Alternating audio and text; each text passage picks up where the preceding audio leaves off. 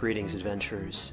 Today we're excited to introduce you to a new story, Dark Dice, a horror podcast that blurs the line between actual play and audio drama, where the story is determined by the roll of the dice.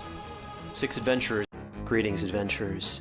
Today we're excited to introduce you to a new story, Dark Dice, a horror podcast that blurs the line between actual play and audio drama, where the story is determined by the roll of the dice. 6 adventurers embark on a journey into the ruinous domain of the Nameless God. They will never be the same again. One of the players is not what they seem after a doppelganger, a creature that can assume the form and voice of whatever it kills, infiltrates the team. As the players are picked off and replaced one at a time, can they figure out who the monster is before it's too late? Can you? In addition to a full-blown fantasy soundtrack with over 30 live medieval instruments and a 40-person choir, sound effects further enhance the story. Here's a quick example of what that sounds like. The shambler with the jar of liquid inside of him. Soren Arkwright let loose an arrow that cracked the glass, passing through the spine of the creature. The shambler still managed to maintain its forward momentum, but stumbled as it eagerly tried to bite and swipe at Soren, landing near his feet. As Rowena struck the shambling creature near Soren, she shattered the canister in its stomach, sending its liquid contents spilling to the ground. With a rush of liquid, the small fetus fell too, twitching and moving toward Rowena. I'm gonna punt you. Rowena launched the fetus into the mouth of the mimic with a kick. So if you dare, gamble your sanity and subscribe to Dark Dice however you listen to podcasts, or on Spotify. Dark Dice can also be streamed at darkdicepod.com.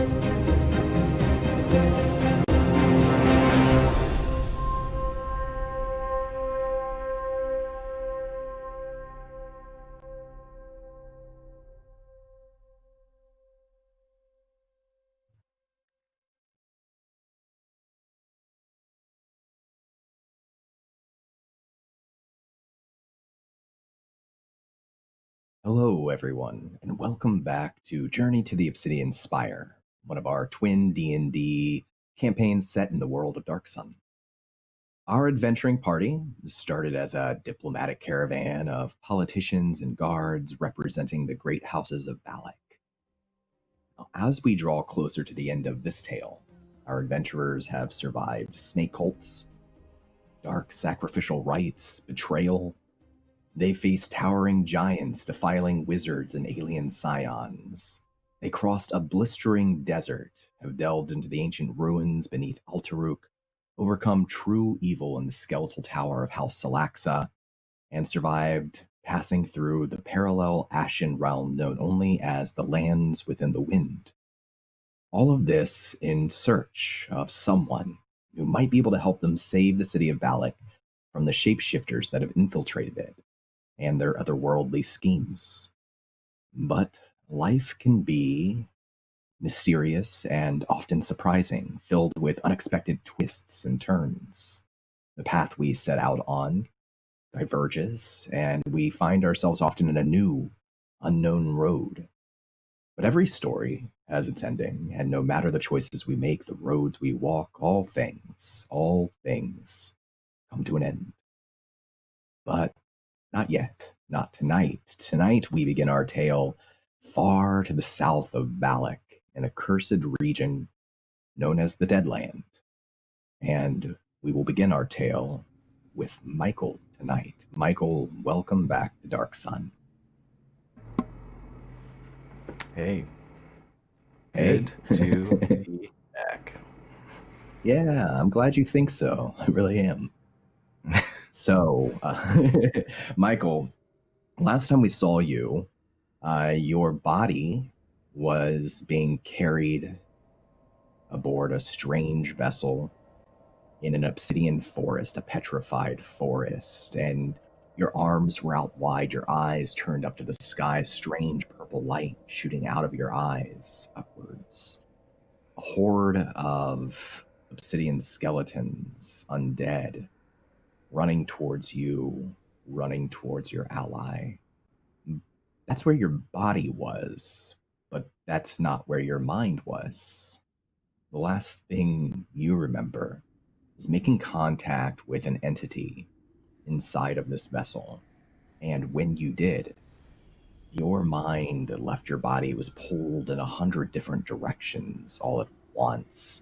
And when you could see again, what you saw was the vast ocean of black space dotted with stars, two suns, a red sun and a blue sun, smaller than it, burning bright, and a fleet of these strange contraptions, these devices that somewhat resemble conch shells flying through the ocean of space.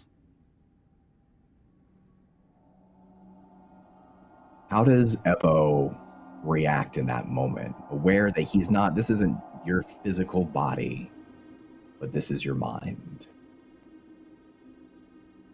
So, the last thing I saw, or I remember seeing, is this creature, right? Because I did at least actually see this creature. I guess I was going to be inquisitive. I don't know how to communicate. I guess I'll just communicate with this creature. Are you the one who's been in my dreams? Are you? Who are you? There's no wind here, and there should be no sound here, but you hear the entity's voice, nevertheless. I am the one. I am the traveler.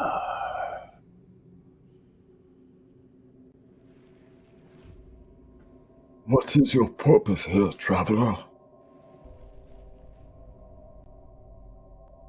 You're not answered with words, but movement. Again, you feel like you're being torn in 100 directions. Once you're moving through space, at least that's your perception. And you leave this fleet of conch shells flying through space, and you leave the celestial bodies that you're surrounded by, moving quickly to another location. In this location, as space slows down in front of you, you sort of settle there. You can see a celestial body that looks more familiar, a great dark sun in the sky, and a large golden orb floating in front of it, being slowly circled by two smaller orbs, one green, one red. And you can see one of these vessels moving closer and closer to that golden orb. Not the sun, but a planet. And You can see that it's spiraling. It's spiraling out of control. It disappears into a cloud and is gone. And then the voice. Home.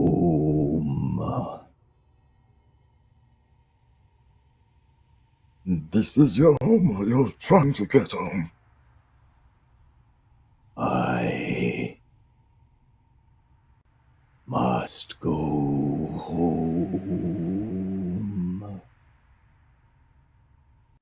Putting this all together and seeing the images I'm seeing, am I putting together the thing that I saw in the make field that I made when we were just leaving Balic? Is this like...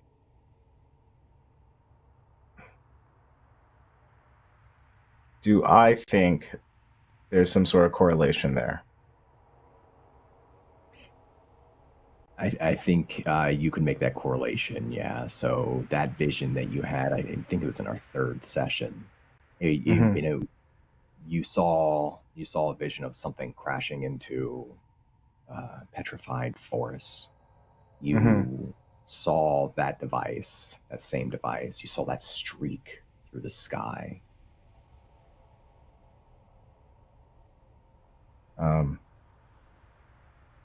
Are you lost? Do you not know how to get back home? Or I certainly cannot deliver you if you have come beyond the skies and beyond our time in space here. I am trapped. I need you. Can I see if this entity needing me is malicious? Like, can I tell in any more fashion? You can roll me an insight check. Absolutely. Sure. We'll see how well you do. Not like this, Ebo. Not like this. Okay. So insight. 12. I'll let you ask me one question. I won't validate how accurate the answer is, but within a range.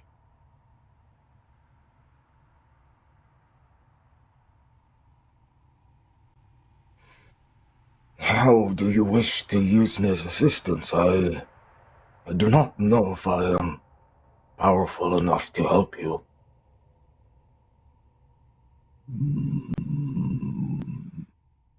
Wizard, you control life and death.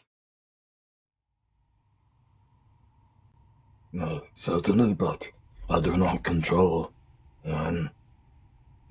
space. I do not control.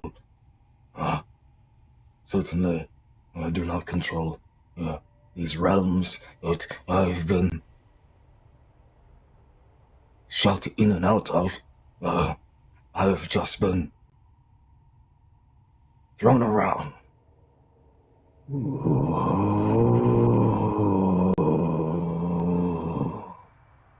You're pulled through space again with this sound, this time directly towards that golden orb. And as you pass through the clouds, you can see vast stretches of desert. You even see what looks like a long stretch of green land over in one direction, but you dive down in this vision towards a massive landscape risen high off the ground, a plateau with its own mountains and ranges, all of it black, all of it obsidian, a different color than the rest of the earth. As you sweep down into this land, you recognize it as the place that you found yourself in. And you pass over plains and up above ridges, and then the vision slows down again, and you slow down with it. And what you see rising up from the ground is an obsidian spire, a rock that twists and spirals upwards in strange directions, reaching up towards the sky, beaconed by a brilliant but deeply purple light. And then the voice again. This place is death. The living cannot leave, but you can break its hold. Now you are trapped with me.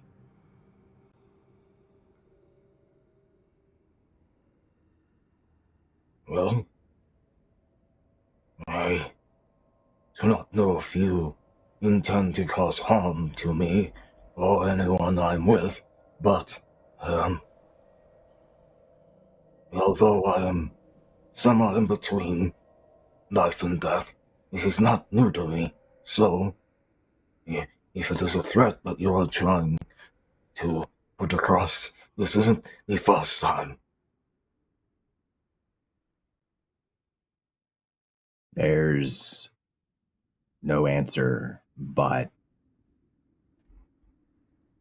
a wave of darkness that washes across the land. It absorbs all of the light. It casts you back into shadow. You're there for a time alone with your own thoughts. And I want to go back now to Horsun, who is currently carrying your physical body.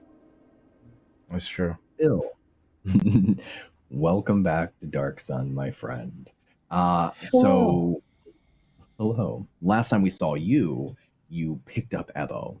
Horsun picked up Ebo. You climbed onto this device in this sort of clearing within this petrified forest, being swarmed, clawed at by a horde of skeletons. You climbed through a curtain, a metal curtain that had opened up on this device, and once you passed the plane of the curtain, it with a hydraulic hiss almost clicks closed behind you. You can still feel the ship rocking just with the force of the bodies on the outside climbing up it, slamming against it, whatever they're doing. And you're here in the dark with Ebo, and then a blue light fills this chamber.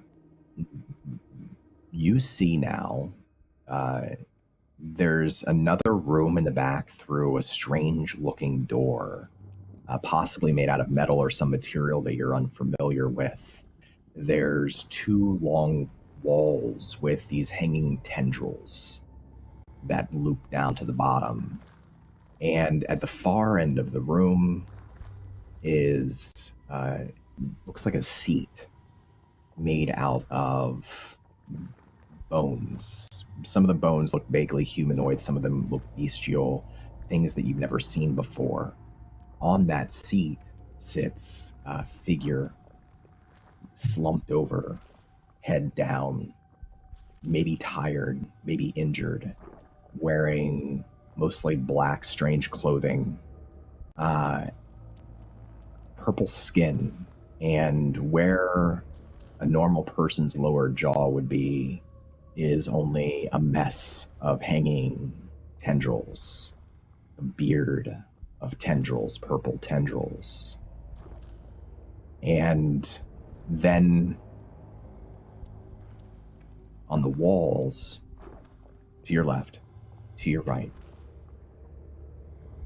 more panels hiss open, and you see wrapped there on the walls the bodies of Merula, Vann, Akasha, and Dia. Perhaps sleep, perhaps not.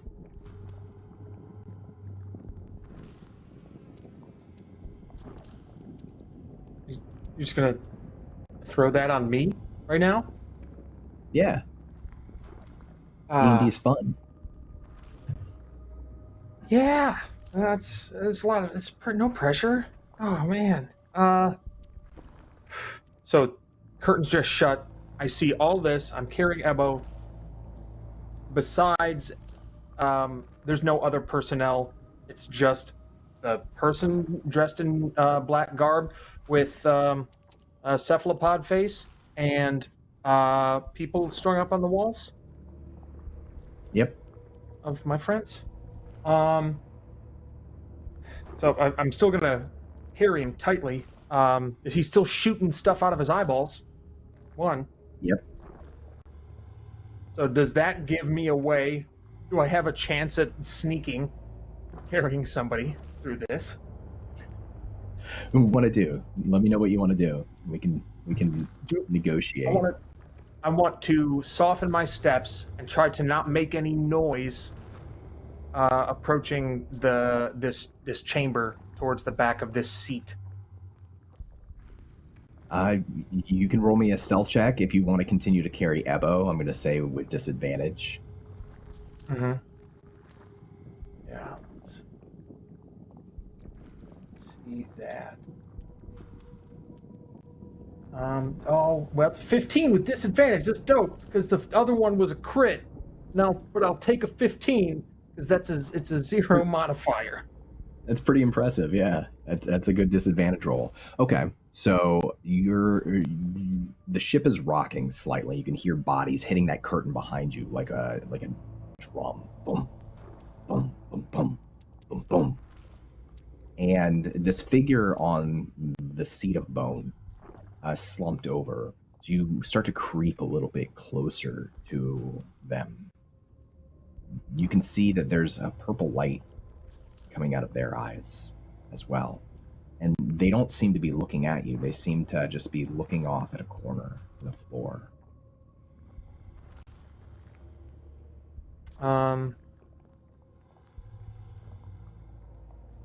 Can I get within personal space?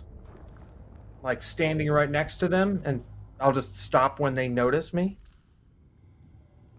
Yeah. What's your intention here? Are you trying to be like intimidating, threatening, or are you just trying to get close so they do see you? Yeah, not intimidating or threatening, but I've got that bonus action for the persona adoption in my back pocket. Okay. So it would be one of those things where I gently approach and stand there to see if they notice me, and then I'll take another action if they don't. Yeah, we'll say once you get you get pretty close before they shift in their seat, and as they do, one slimy limb falls over one of the arms of that chair, that seat, and they look up to you slowly, and the purple light in their eyes retracts back in until you can just see the very dark, natural color of those orbs, and their beard of tendrils rise a little bit faster, and they rasp to you. What kind of creature are you? He'll furrow his brow. I feel like now's a good time to adopt the persona, so I'll pop a bonus action so I can get my strength modifier to my charisma checks.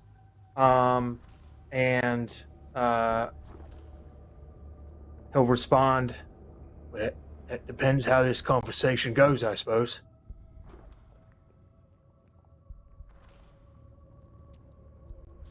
The being rises, putting both of their pulpy limbs, their hands on the sides, the handles of the seat, and push up. And as it does rise up, it's much taller than perhaps you might expect it to have been when it was slumped over in its seat. It's taller than you are, pushes up to the top of its seat and looks down at you.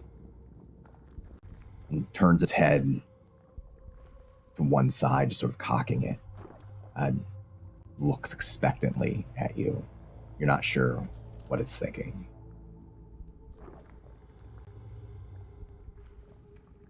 What are you doing with these people on the walls?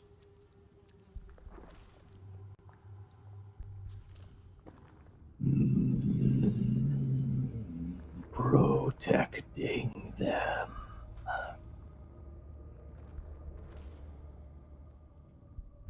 Can't you just let them go? They're unconscious, right? They seem to be, yeah. They ain't moving. You don't need to restrain them, then. You're protecting them. Very well.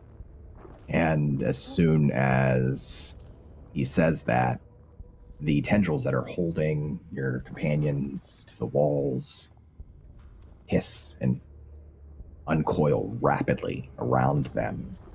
And Merula, Akasha, Dia, you all wake up from what feels like almost a pleasant sleep. It feels like maybe you've been asleep for 12 hours on a day where you really needed it after traveling a long distance.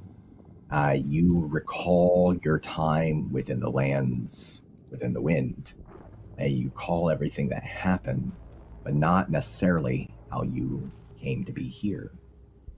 And as you awaken, you find yourselves within a chamber. It's a dark chamber lit by this sort of ambient blue light. It's hard to tell where the source is from. There are strange metal devices throughout this place. Tendrils hanging from the wall, these purple tendrils.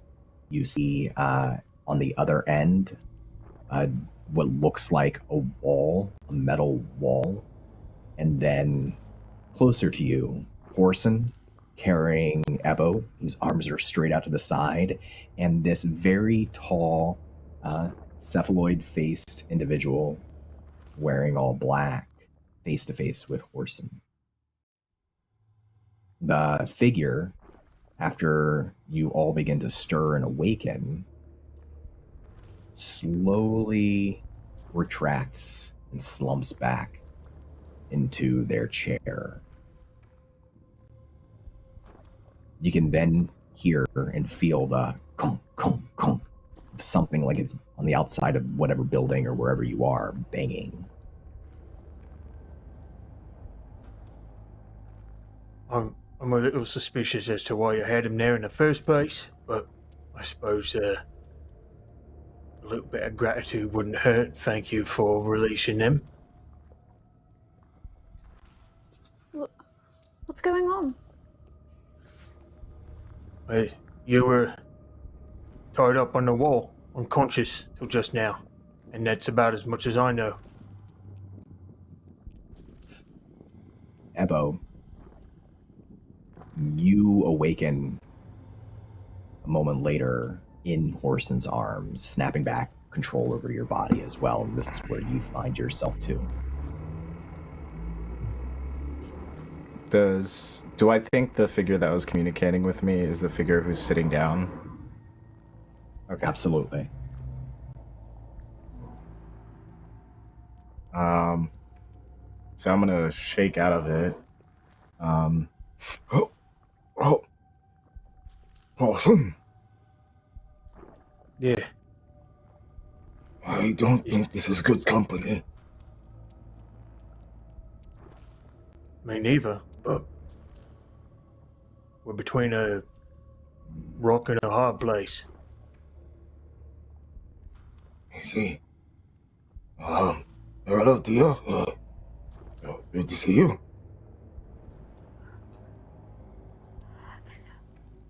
But who is this? I am trying to figure that myself. He seems to, want to, use my capabilities, which I do not know if they're for malice or not. So even in all this conversation, all this dialogue, Horsun would not have broken eye contact with this being. What can we call you?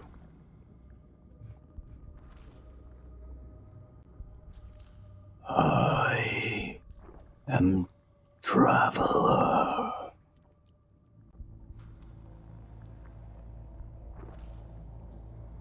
traveler. You stuck here?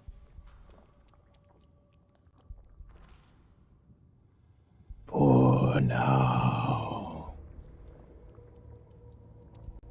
Can't escape?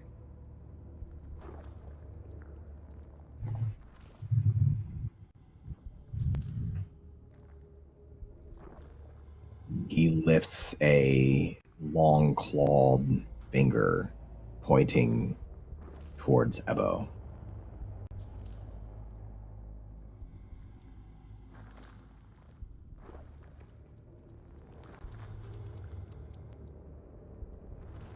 Well, what is it that you require from me?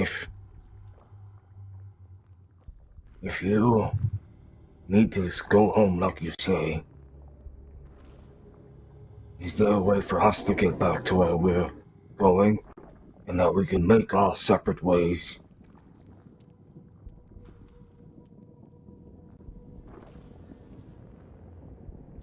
There's a sucking sound beneath those writhing tendrils, and when the traveler speaks again, his voice changes just slightly. It's like it becomes just a little bit more human.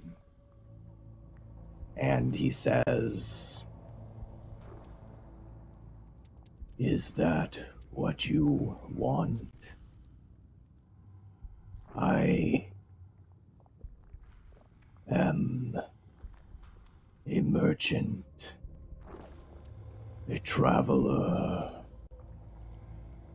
I am willing to trade if you will help me escape this land." My request was simple, like I said, and what is known throughout the tales that I have been told, in the outward sands, that you do not ask for too much, or bad things can come.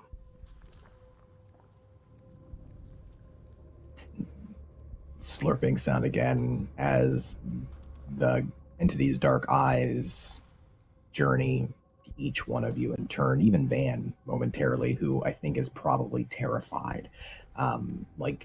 Keeps walking backwards, bumping up against a wall, and there's like a tendril there over his shoulder, and he jumps and scoots away. The traveler says, "I have watched you on your journey, waiting to bring you here. I know of the creatures you face, the yuan-ti.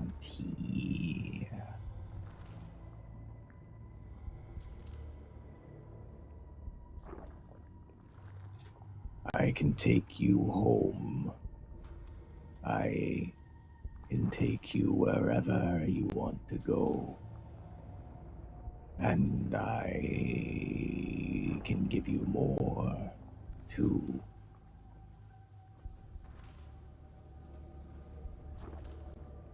Hold a hand, and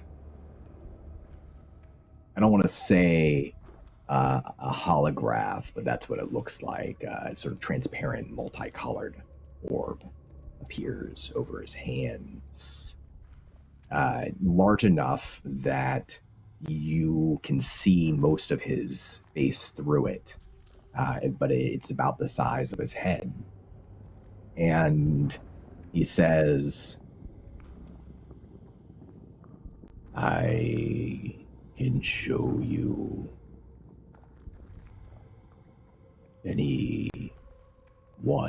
anything you wish to see. And I can tell you more of the enemy you face."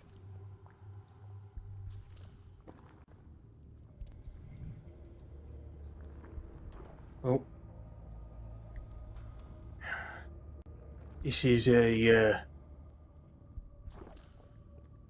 You're offering the world.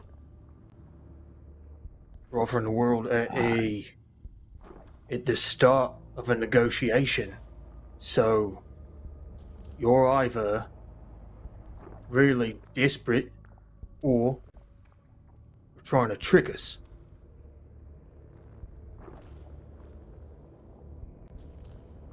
There's another slurping sound.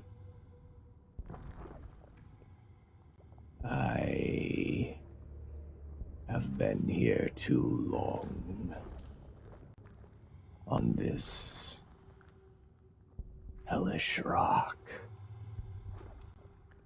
My crew is gone. I cannot leave. What I offer you means nothing to me, and everything to you.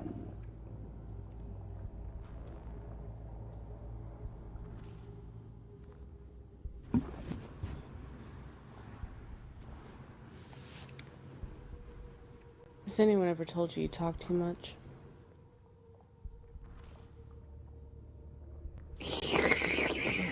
That slurping sound again. You should work on that. It's I agree. disgusting.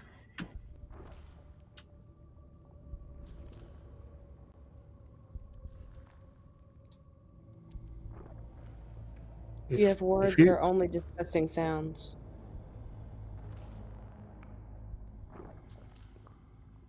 Speak.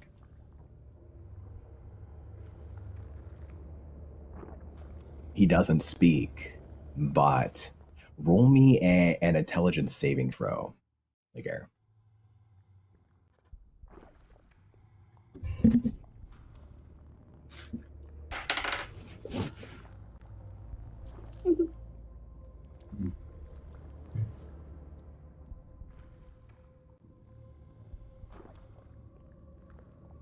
$22. Okay. It's not, you feel another worldly presence in Legere, not a scion, but is familiar enough with psionics that would understand that there's something around a little bit, and it doesn't retract, but instead digs into Akasha's memories, Akasha's mind, instead of Legere's, and just pulls out something small. And within that floating orb, you can see an image take shape. It's like a picture from above. And in that picture, you can see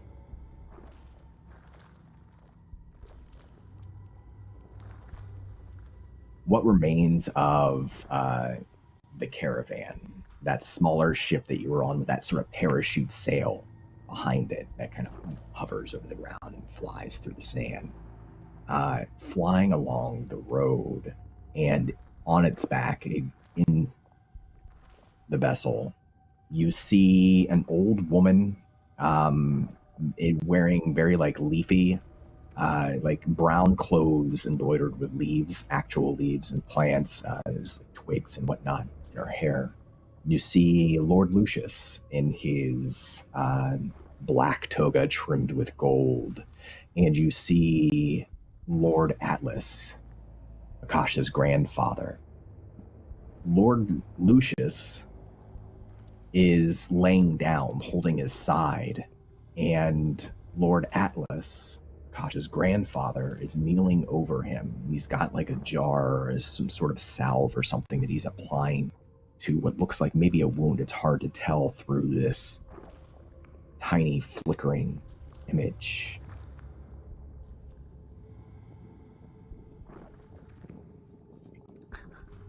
Well, that means nothing to me. Father, why'd you get back to Mount?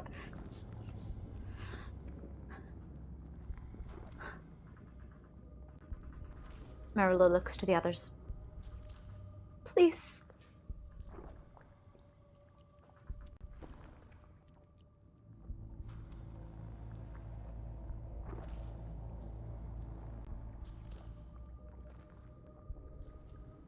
I'm going to change the image.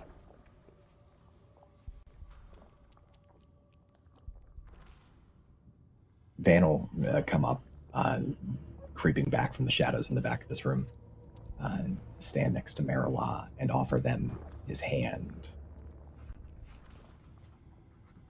I grab it tightly. Oh, sorry, too tightly. Still pretty tightly. It's all right. The entity, the traveler, says,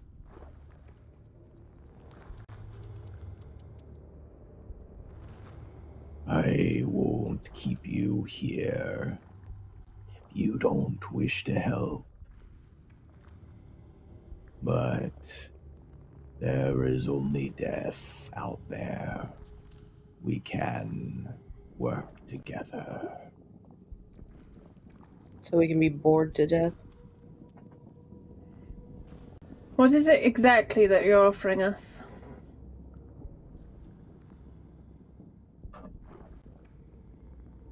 I can show you anything, anyone you wish to see. I can already do that. Home. And I can give you this. And in his other hand appears, it's not a cube, because it has 5 sides. It's a strange shaped device carved with runes that anyone who is familiar with arcane magic recognize these are some sort of arcane rune. He turns the device over in his hands and says, the yuan-ti live in many worlds, conquerors, shapeshifters. We learned to fight them long ago. If they cannot take another shape, they are no threat. These, and he rotates the runes, his clawed hand again, prevent them from taking anything but their true shape.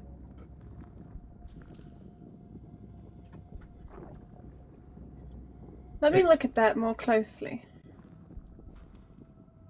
She raised her eyebrow at the device. He extends his long arm towards you, not saying anything, making another gross sound. Her hand comes out from beneath her regular scarf. Don't make deals for children's toys after all. Just because it looks right doesn't mean it is what you say it is. Yeah. I have nothing to gain from lying to you. Not true. You want something. Therefore you have something to gain. Now, let me look. And Dunn, can I do some sort of... I don't know, just to look at this object. I could use my Trail of Destruction maybe to see if there's any defiling magic around it. Yes, absolutely. As an artisan, maybe have some background in understanding crafting of magical items. Yeah, some, not a lot. I want to have you use your artisan's tools with intelligence. Okay. Artisan's tools with intelligence. Yeah. It's down beneath your skills. You'll see them there. Yeah. Your crafting ability. Let me change the to intelligence. Okay. So whichever roll you want to take. So if we take the first roll, it would be -2 from that, so 15. Oh, no, the one you rolled. Yeah. So no, it's you get to ask me 3 questions about this, and I can't tell you anything that you wouldn't possibly be able to know, but I'll yeah. answer to the best of my ability. Is this Does this object contain magic? Is it arcane? Yes. So the runes are certainly arcane. And they're, whereas they would take time to study and recreate, and the material itself is alien, they're not, they're nothing that couldn't be replicated.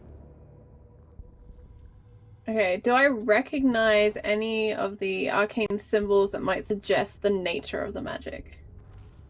For example, like, is there a glyph that looks like protection or death or... Yeah, so you're familiar with the different schools of magic. And you can tell clearly through the sort of formula of these runes that this is both the type of object, the type of magic that would create an aura, and specifically an aura of dispelling. How easily do I think this object could be destroyed? The material itself has no cracks. It's like it's been carved from a single piece of some strange something. You're not sure if it's metal or stone. It's not like anything you've ever seen. And the way that the blue light in the room reflects off of it, it glints sort of like sandstone, like little stars within its surface. You think, feeling it and looking at it without seeing any cracks, you think that this would be probably difficult to destroy physically, maybe not impossible, but you're not entirely sure if it doesn't have some sort of like magical protection on it as well. I think as if to test that, I'd like to use my little sun spell, and I want to bolt this thing. I want to see what it does. I want to see if it just dispels my magic. Although, Absolutely. It's a different kind of magic, but yeah, so I'm going to do a radiant bolt at it. There on my hand. Oh, wrong thing. Roll me an attack roll. Nice. Oh, there we go. Natural 20, 26. So 7 plus 4 is 11. So when you... so imagine she's got it in one hand, and the other hand goes back, and you see the hair, like, intensify, and then it kind of glows down through her veins and out her fingertips. As she pinpoint accuracy shoots the thing in her hand. I mean, you give it your best shot, right? And what happens isn't that it's destroyed, and it's not that this energy that you summon is dispelled. It doesn't counter your spell. But the material itself heats up and becomes super hot in your hand. It starts to glow with a little bit of red light. She gasps and drops the object. Just reflexively will drop it. Because it got so hot. When you drop it out of your hand, it almost hits the ground, and then it starts hovering, and it floats back up and floats back to that clawed hand of the traveler, who just sort of holds it there. She rubs her palm kind of protectively almost, and then smiles and tilts her head. She glances to her companion to say, well, this thing's legit. I can't tell you 100% what it is, but it's not a fake. Well, the thing about these yuan-ti, what have you, they can take any shape they please. So how do we know that you're not walking around here like a claw in Kastrekel's clothing? Sorry, it's just that phrase is really good.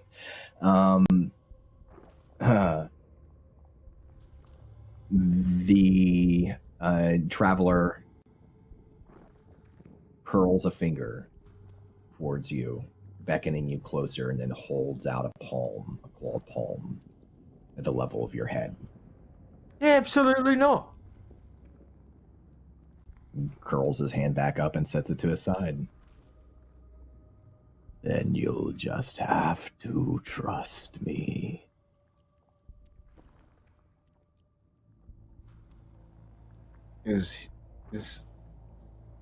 Are they letting us touch the object? Yeah, if you want to come up and investigate the object, he'll know what you want to do, and he will hold it out for you. I'm gonna grab it and cast Identify on it. It's gonna take a minute, so we're all gonna be there awkwardly around, but I was gonna do it. That's okay. Yeah, go ahead and. It wasn't awkward before. Yeah, This was what made it awkward. Yeah, it's the Identify bit. But yeah, let me post the spell. Bam. Cool. So while you're casting the spell during that minute, is there anything else anybody else wants to do, investigate, ask about, discuss amongst yourselves?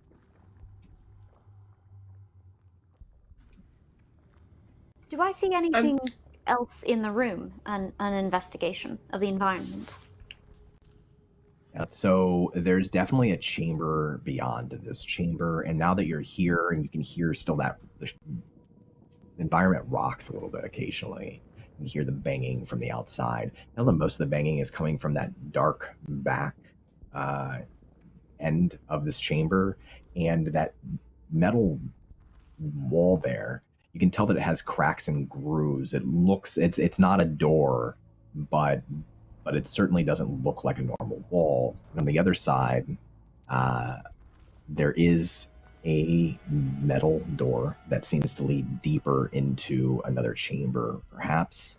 There's a number of devices set out to the wall here, and you can see that there's a groove in front of the bone seat that this figure's slumped into in the floor itself, about 6 inches wide.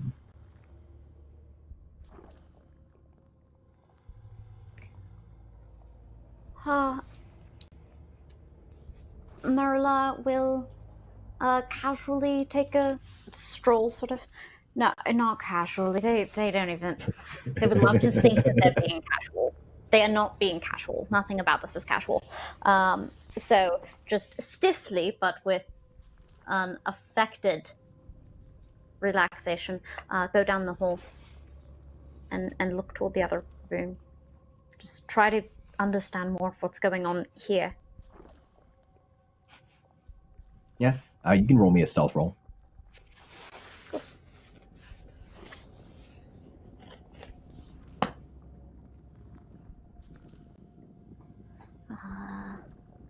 What's 9 plus 1,000,000? Plus 1,000,000. Dirty 20. Okay, cool. So Merula sneaks off, and there's a moment where Vann watches them, but he doesn't follow. He doesn't. Like, you can see, if you look back, you'd see him like start to, and then he pulls away, and he slips back towards Akasha, towards Legere. And Merula, you're able to very quietly creak that door open. When you see on the other side, it looks like maybe a bunk chamber. There's something like beds, but they stand vertically and are positioned along the walls. There's glass casements over each of them.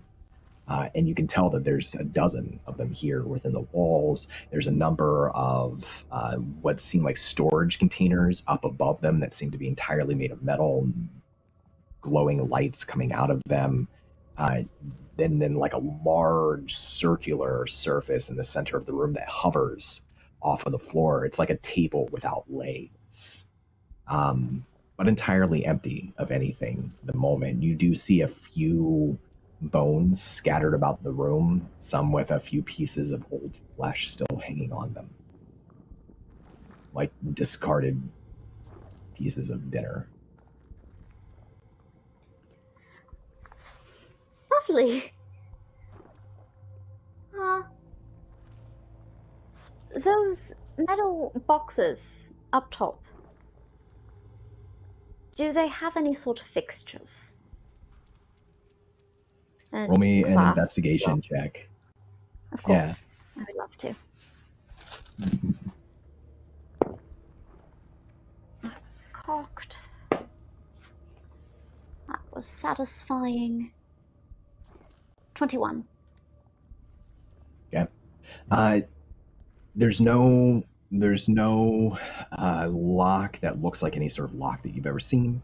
There's no crack in them like anything that you've ever seen. They sort of have like metal siding on a roof, like layers of metal shells overlapping each other is what they look like, much like that wall on the other side. But the series of glowing lights that are emanating, you can't see. There's no they're not glowing from a stone or from an obvious source. It's almost like they're hanging and they're kind of moving. A red light, a green light, a blue light, slowly spinning around each other in a circle at the fore of each of these boxes. And with a 21, I'd give you that some sort of magic or some sort of mechanics that you don't immediately understand are probably used to keep these boxes closed. But you could try to open them. You're not sure if it would be dangerous or not. What about this scenario could possibly be dangerous?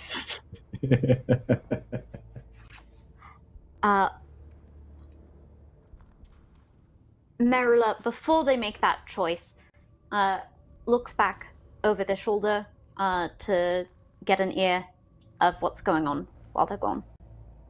So. Okay. Let's go back into the room then. Michael, you cast Identify spell as you're all kind of gathered around.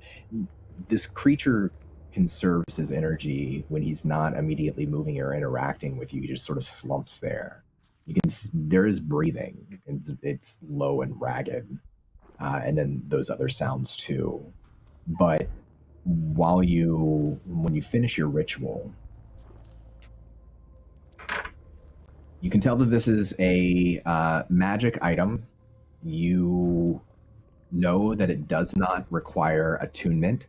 In fact, you could place it somewhere and its effect would be just as strong as if you were actively holding it in your hands. It is exactly to the best of your ability what he says. You can't tell necessarily if it's something more. But what you can tell is that it does create an aura that disenchants not illusions, but specifically polymorphing magic, specifically shape-shifting. And polymorphing is sort of like at the top level of your knowledge, that kind of magic, how it works. But you can tell that that's what it's meant to do. And you can see that it has a range of 600 feet. Anything within 600 feet, you believe, that came into this area would be forced to take their true shape. And you can tell that the runes themselves are the source of power, not the material that they're carved on.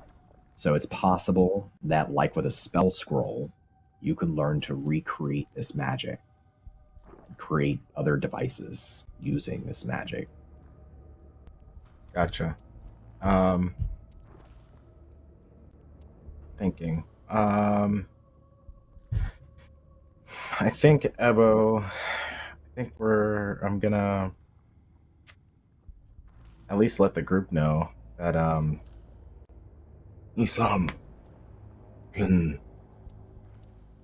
if anyone here is familiar with polymorphic magic, changes you from one thing to another. It seems like it can do this 600 feet around it. Quite large. I do not see a traveler how this is going to get true home or get us out of here. I feel like this is phase one of a multi-step bargaining phase.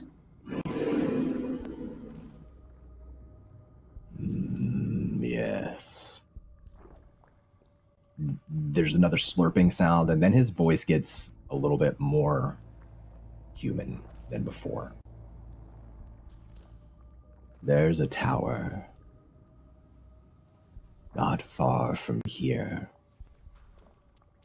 Close enough that even as damaged as my ship is, I could fly us there. This place that we're in, something terrible happened here long ago. Anything that dies here rises again, living eternally trapped between life and death. And the same magic that made it so will not allow me or you now to leave.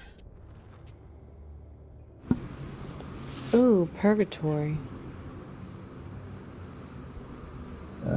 Yes. I am familiar with this concept.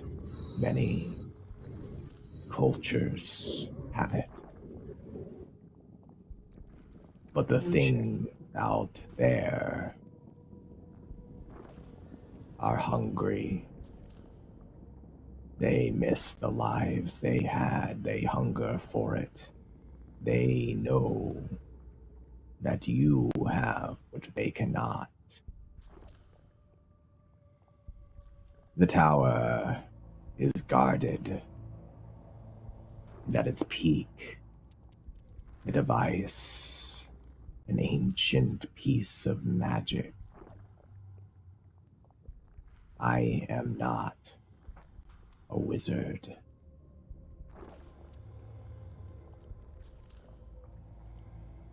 But you are.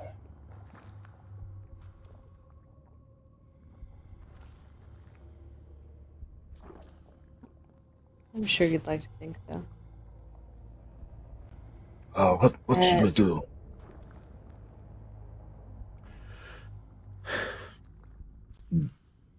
What was Legere saying too? Legere just smirks at the creature and then turns around and goes off into a corner and pulls out the reflective glass that has Akasha inside of it and snarkily just says, I hope you're taking time to reflect. And tucks it back in her pocket. What's Akasha's face look like in the surface of the mirror? Just let me out of here! Oh, I promise you, when I get out of here, you are going to regret this. I'm the Caesar. Oh.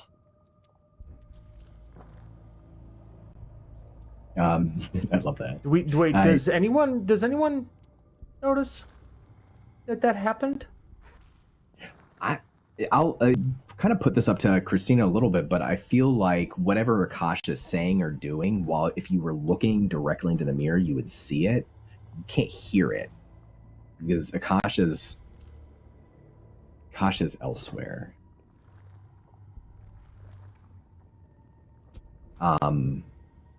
But yeah. What you want to do? I'm just trying to see if Horsun would pick up on anything about that, and I'll leave it up to Christina on how she wants to do that.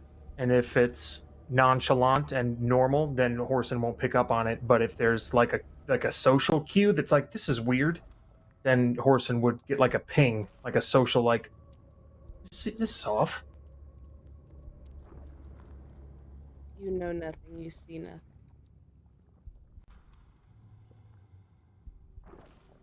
The traveler, eyes moving from Legere back to Evo.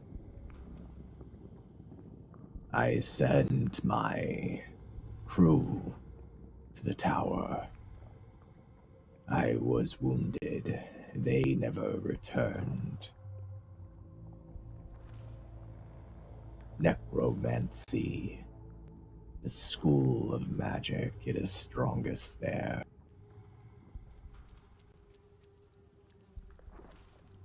I see. So,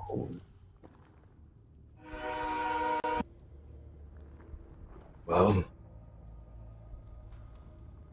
I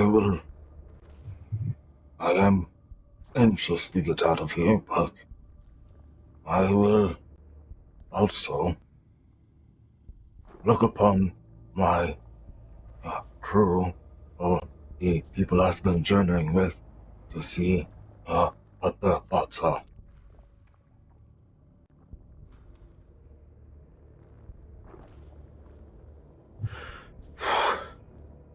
We could stay here, but we won't last long. I agree. Merula, any thoughts? Notice Merila's just not there. Well, we'll get back to Merula when we get back. Akasha? Oh.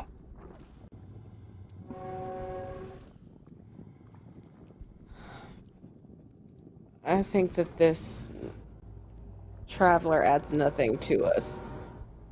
He needs us more than we need him. I see no reason for us to stay. It may be true, but we can't really leave. I don't have the means to get out of here. There's crystal skeletons out there banging down the door, looking to rip us limb from limb. You're trying to tell me that you've never fought your way out of somewhere? Oh, I fought my way out plenty of places, but there's too many to count, and I'm not as dumb as I look, so I can count pretty high. I'm sure it's just some form of trickery. Nothing about this place seems based in reality. Horsun will look over to Akasha and like raise his arm and show like the still kind of bleeding / half scabbed over already situation from when one of the things like took a chunk out of him on his way up. He's like, no, they're pretty real. Well, that in particular seems a lot more like your problem than mine. Oh, cool. Yeah. I'm glad to know you're team player, looking out for everyone's interests. That's good. Okay, so anything else? Anything would like to contribute? Why don't you just make a decision? Certainly, I was going to do that, so in interest of not having any other way out here, we're kind of stuck in a precarious position, so it looks like, for now, I will help this traveler, but realize there's many of us, traveler, and we've been through quite many ordeals, so we may not look like much, but I assure you, we've made it through many a problem.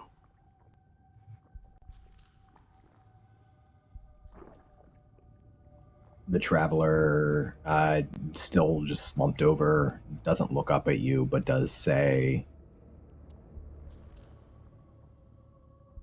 "You can stay here. Those things cannot get inside. You should rest. When they are gone, we will fly the tower. You do not need to worry about me. I want nothing more than to leave this place and never look back."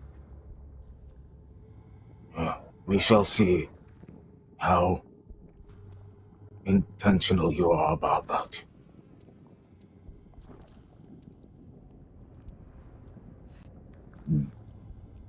The traveler slumps a little bit more down. The whites in the center of his dark eyes flicker out like a light going out. And he perhaps meditates, perhaps sleeps, but becomes non-responsive. That strange sort of floating orb that briefly showed Lord Lucius and Lord Atlas and a woman you haven't met going down a desert road on your ship.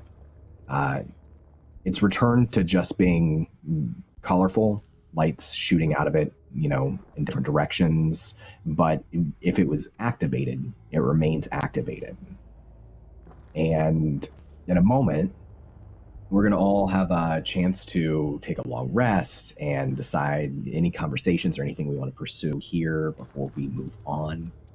But first, I do want to revisit Merula, who had snuck back to the chamber beyond and was investigating sort of boxes that are above the bed chambers there, sort of like stasis chambers, basically.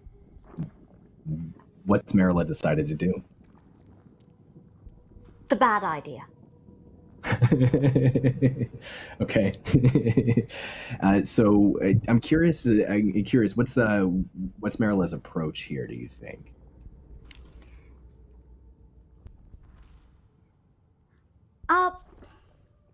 It's 3 parts study to 1 part action. They approach this as much as a puzzle as a lock. They're keeping well distance because what is the point of not work if to be not near dangerous things? Voila. So they're going to take a moment and try to find pattern, particularly pattern in the RGB light. See if there's something they can comprehend about that before they make the attempt. Okay. So give me one more investigation check, and then we'll use some thievy sneakies. I love the sneakies. I know. 24. Awesome. So, staying distance, you do notice that maybe one of the times that they put their hand up, not to touch it necessarily, but even to get within the same plane, that slow circling, that slow rotating of the 3 colored orbs stops. It freezes in place, and if they were to move like one of their fingers this way, one of the orbs shifts up to match that finger. That there's some sort of manipulation here that they can do with their fingers when they hold it at the same level as the orbs. And with a 24, I'll also give you that you find on the bottom surface of this shelf that's sticking out of the wall are 3 orbs indented, like carved in, like indentations, basically. The problem is, and what you're not sure is, there's no color. There's nothing to indicate if I were to move this orb down here and then place it in that indentation, is that the right spot? You're not sure if there's a right order, but they form a triangle.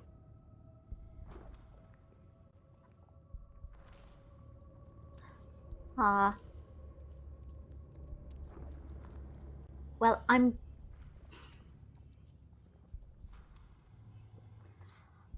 I don't know that there's very much more I could do, or contextual knowledge to ascertain that order. I think I've seen everything I can see from this lock.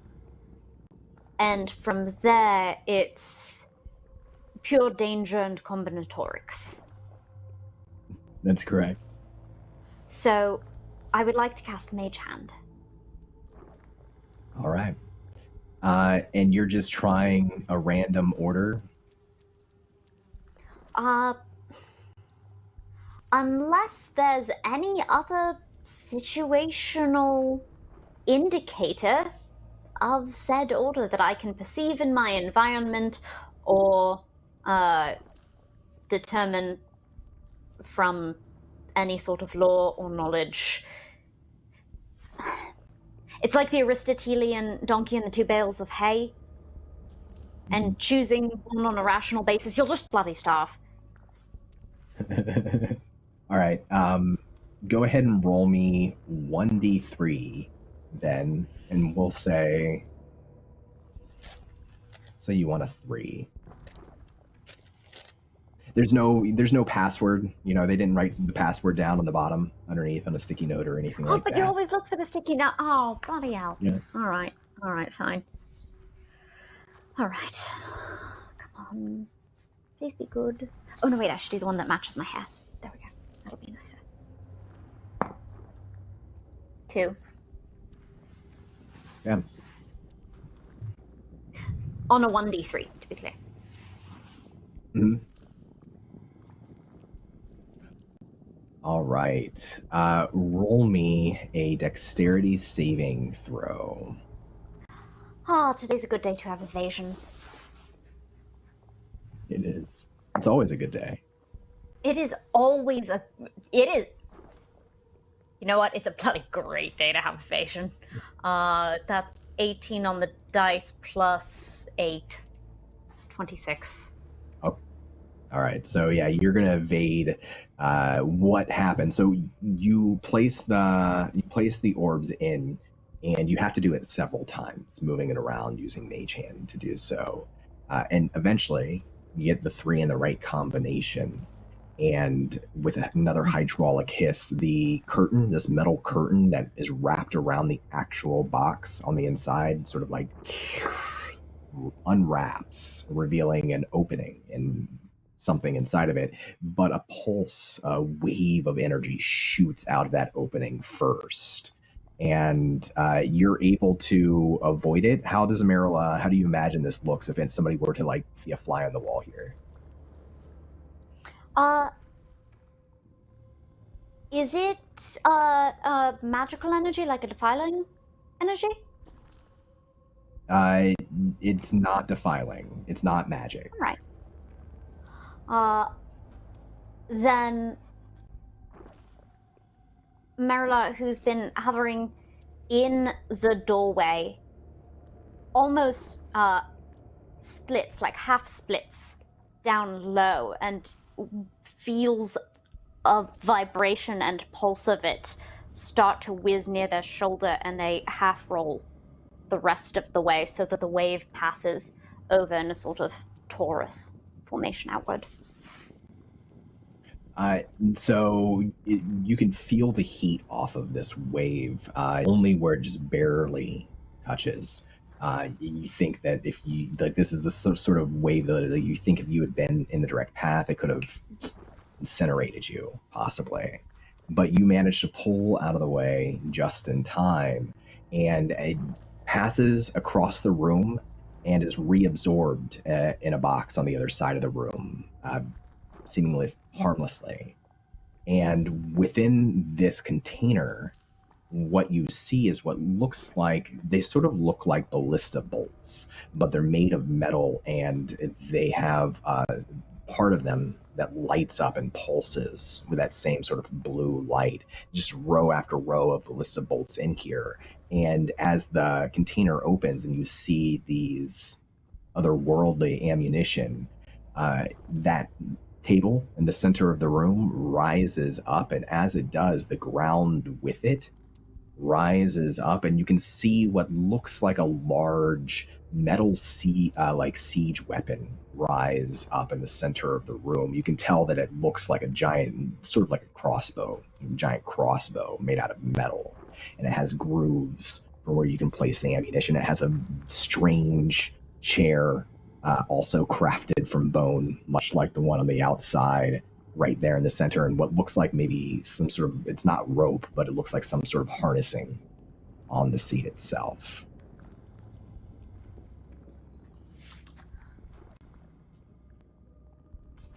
Well, this certainly was informative. My mage hand is going to grab a couple of the bolts, because if I have ascertained their size, those are probably melee weapons in their own right. Yeah, I mean they're probably about 6 feet long each bolt, so it's sort of like I guess a short spear almost, right? All right, Horsun has a toy. Understood. But I think that would require an actual Merula to obtain it. I don't think a mage hand can really pick that up, in all fairness. So I will grab one, and I suppose I will go back just absolutely so subtle with something behind my back that's taller than I am. I'm very subtle. Oh, awesome. But also, it's so rare to have something this much metal. That's so unusual. Yeah.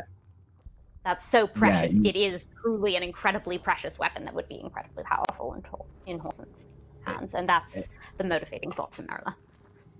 Yeah, I mean, this is probably like you could sell this for you could build a new house from this. That's how rare it is. Okay, cool.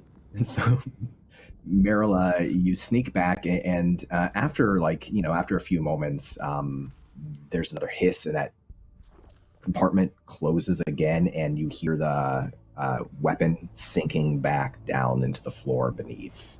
That table returns to its previous floating place in the center of the room as you sneak back out and you close the door behind you.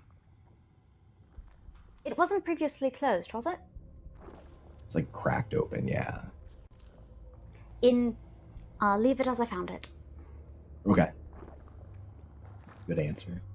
All right, you return to everyone else, and I imagine this is about the time that the traveler has either started meditating or sleeping. The traveler has said to all of you, rest. The horde will pass, and when it does, we can go to the tower.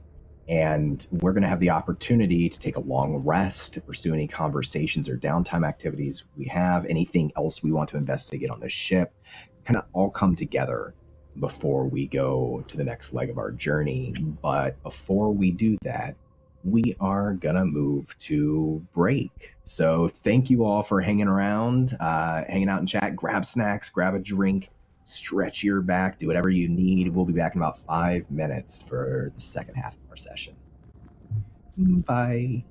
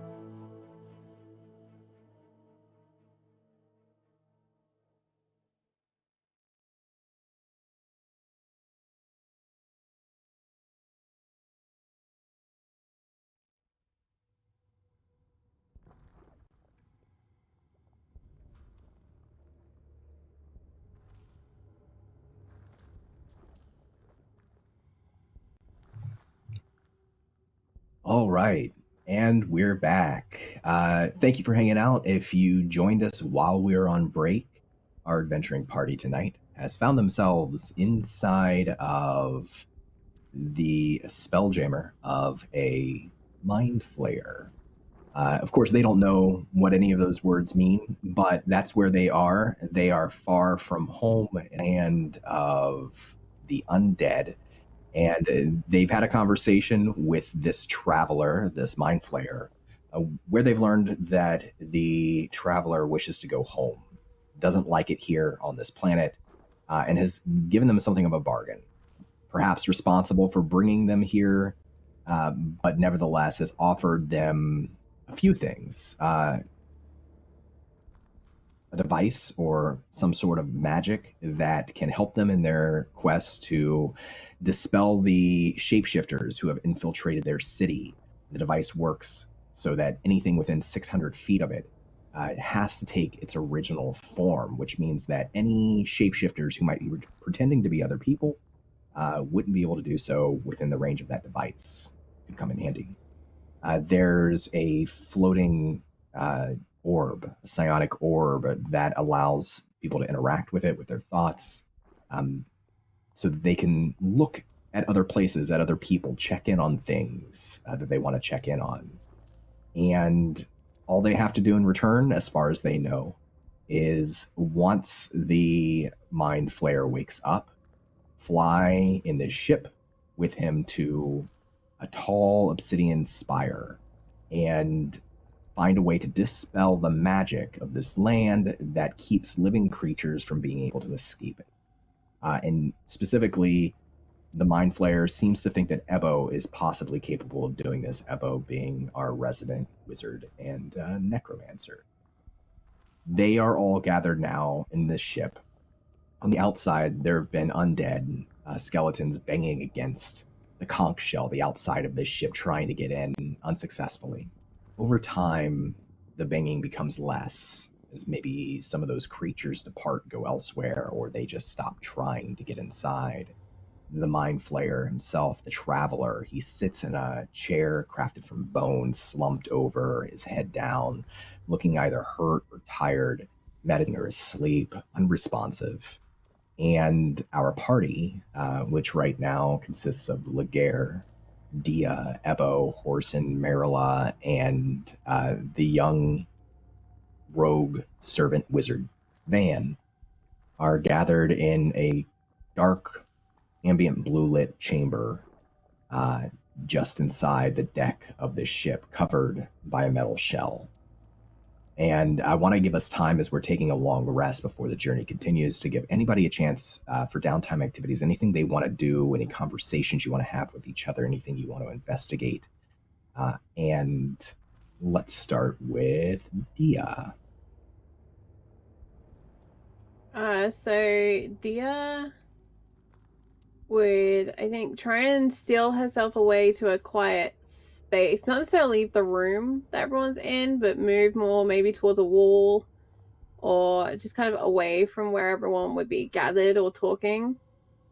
And she'll sit cross-legged on the floor, stretch up her arms, straighten her spine, adjust herself into a really comfortable position, and then she'll pull that scarf from around her shoulders and into her lap and turn it over material, run its length, and then out from a pocket she'll pull her needle and thread, and she'll begin to add to the embroidery she's been working on the end of it.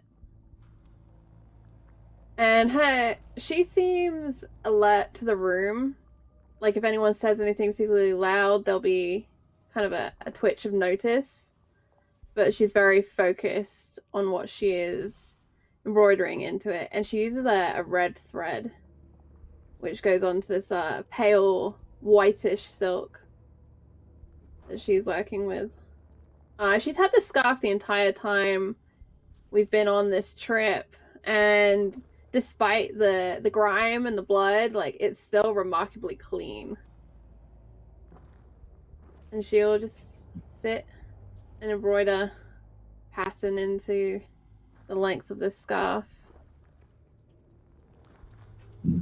And while you're embroidering, you can see like a couple of those tendrils that hang from the walls are just kind of hanging a little bit lower, like right over one of your shoulders. she turns her head just slightly. It's rude to spy. She comments to the tendril. It retracts slowly. That's what I thought. And she mutters something about spying lizards and spying birds and now spying tendrils. Tiny irritation. But she picks up the pace to finish this row that she is working on. And it's a row of... They're not flowers, they're not letters, just little patterned shapes. And they do not match the row above them, and they will not match the row below them when she does that eventually. And done. She does magic. And when you finish embroidering this row, does the embroidery stay or does it vanish into the background color of the rest of? So what happens is the red slowly leaches away until it's a pale gold. And she'll take the fabric and stretch it out in front of her and wait, just watching. Okay. While you're waiting, does anybody approach Dia? Any conversations with Dia that anybody's looking to have at the moment, at least?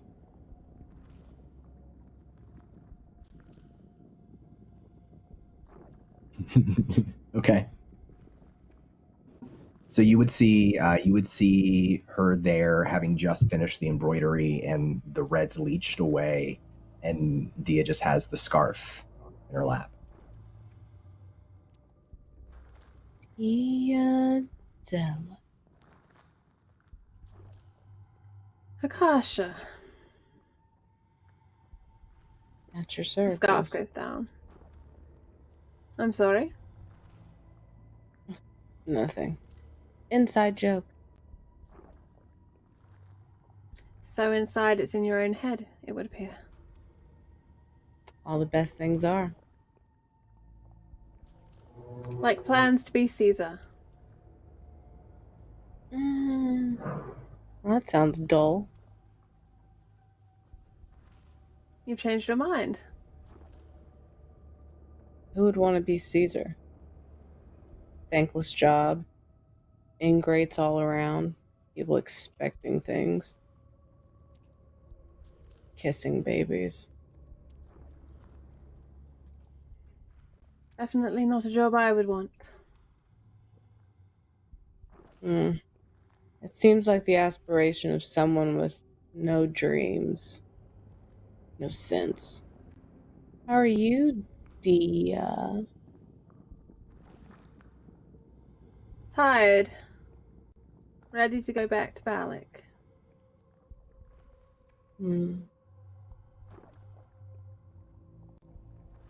It's nice to be able to get to know you. You seem like you're just full of secrets. Those are my favorite kind of people.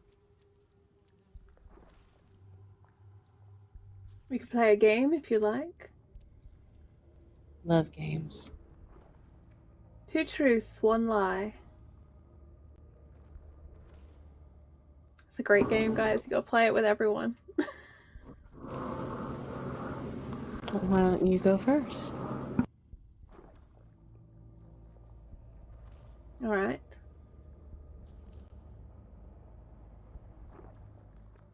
I'm a brunette. I have a powerful brother. I want to be Caesar. I want to be Caesar must be the lie. Your turn. I'd like you to say I win. I gave you the first round.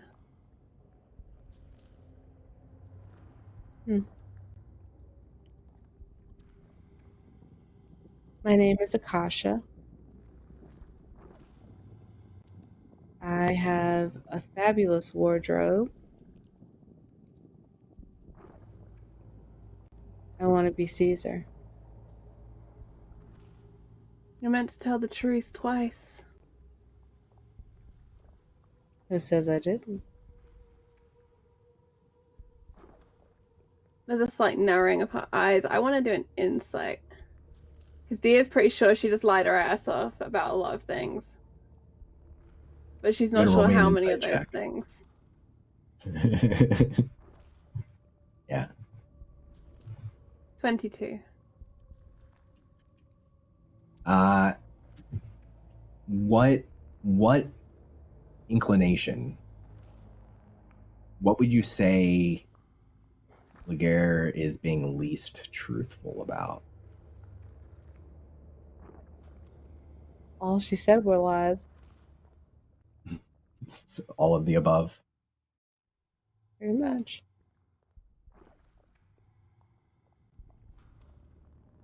All lies. But let's have some fun, shall we? Alright. My name is Nadia.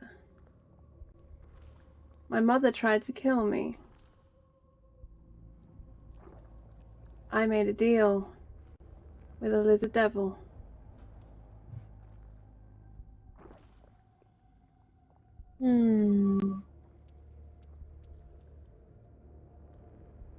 Your mother tried to kill you.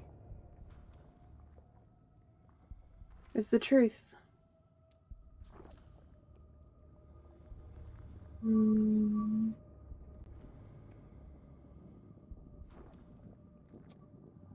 Ooh, the third one. It's the truth.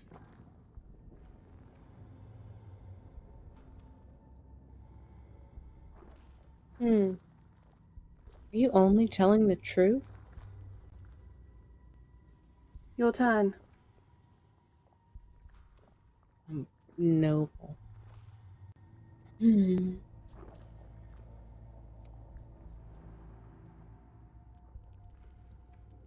I live in a different place.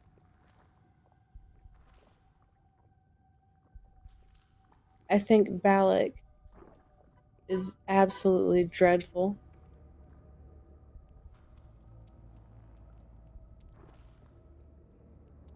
I have a secret.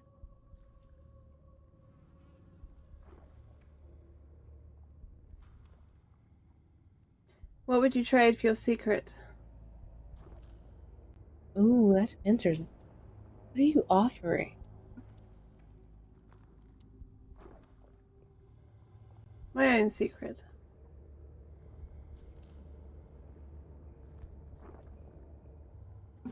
What are you willing to give up for a secret?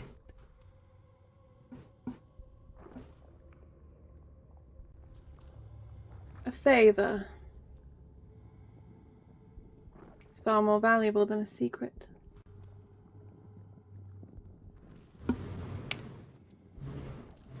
Information is power, but friends can save your life.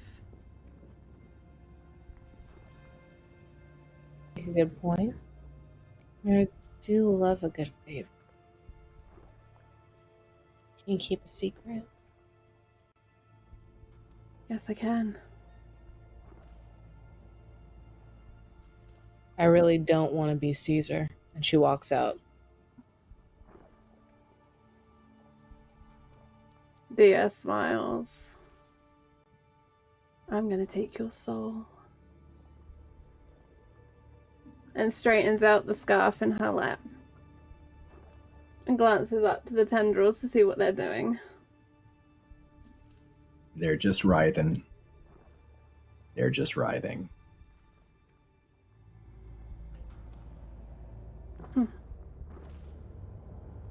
Well then, let's check in on Ebo next. Ebo, while this conversation's going on, you all have time to rest at some point. I presume sleep. For those who need sleep. Mm-hmm.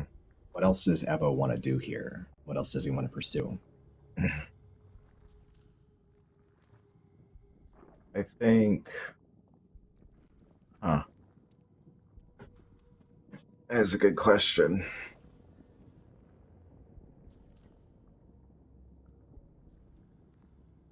I think Ebo is going to go over and talk to Merula.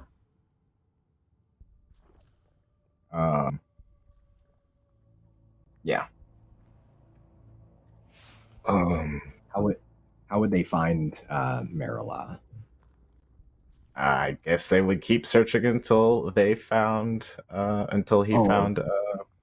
Merula. In what manner would you encounter them, I believe? Oh. Yes? Yes. Yeah. What would Merula be up to? Merula, let's say at the moment they are huddled in, checking on Vann. There is a long, 6-foot rod or something tucked into the corner where the floor meets wall, behind the both of them, and Merula is anxiously twisting the knotwork bracelets they have on their wrist. Ebo. Hello. Hello. And I do actually have a question. At this point, I've seen Merila do some sort of magic, right? When we were with Rysar? Were you there with us, or no? I wasn't with you with Rysar. Perhaps with the Tiramon. You were right next to me when the preservation magic? I don't think so. I don't know. So, yeah. Still don't know. I think mostly I've been a sneaky boy, honestly. Yep. Meryl's used counter magic a couple of times, but in a stealthy way, using something special that they have. So I think it's gone unnoticed up to this point. Okay, well, Ebo does not go up to Merila.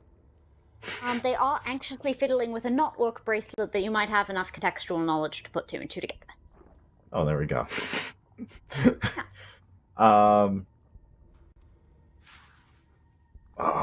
I noticed that I'm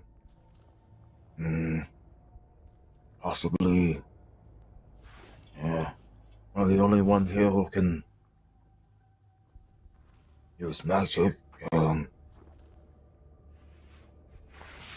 I see that you're playing with a wristband. Do you have any knowledge about magics?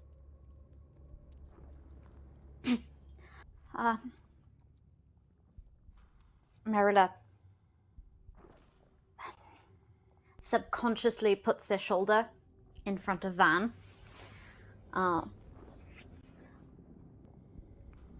Magic is forbidden. It would be very dangerous of me to know it. Yeah, well, forbidden by who? We are currently in a place where it only seems like not many of us are around.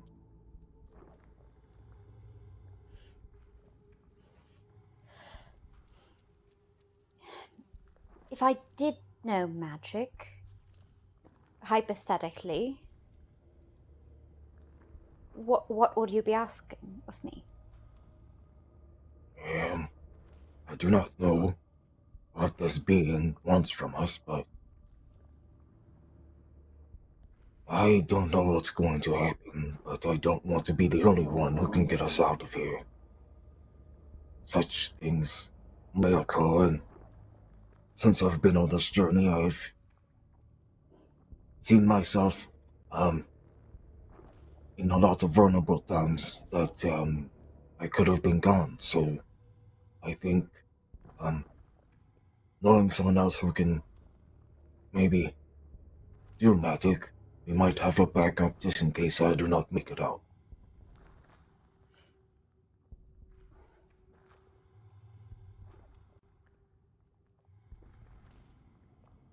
That's a good idea. Merula looks back over to Vann because they don't want to out him. But if he feels like volunteering as a secondary backup, that is a thing. Vann, during this time, is sort of like knees up, arms leaning over them. He's staring at that floating multi-prism orb in the room. But once this conversation starts, the talk of magic, he turns and just sort of like over his shoulder is listening and would meet Merula's eye, sort of clear his throat and say, I don't know if I can help. But I've studied. I could try. Sure. Well, seeing as we can't do anything for a couple hours, if you are able to, I would teach you some of the things I know. You can see that he's nervous, and he looks nervously to Merila, too, and back to Ebo, and he gives you a weak smile. Ebo, some of the things that you can do, Ebo, they're amazing. But you take from the land the kind of magic that I'm studying, what I want to be.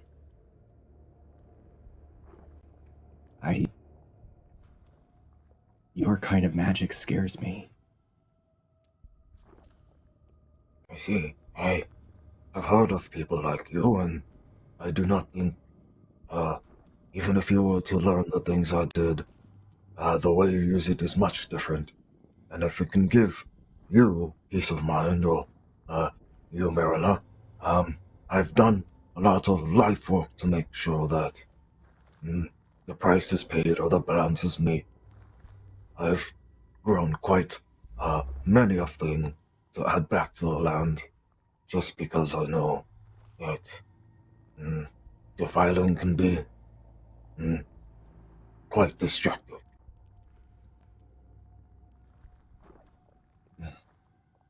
I think everyone here is so brave, and I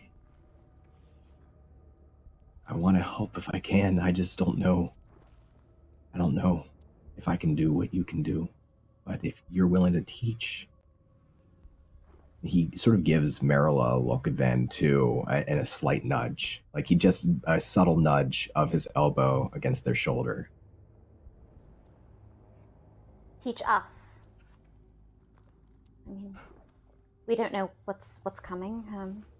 More's probably better, right? Yes, more of us who know might be able to, just in case things get scary. At least most of us know. Vann, I believe you'll make it out of this. I'm fairly confident, but times like this, it's easier to be brave because one does not have much of a choice, so you can use this time as practice. It's almost to say, when we have a choice put ahead of us, like getting out of here,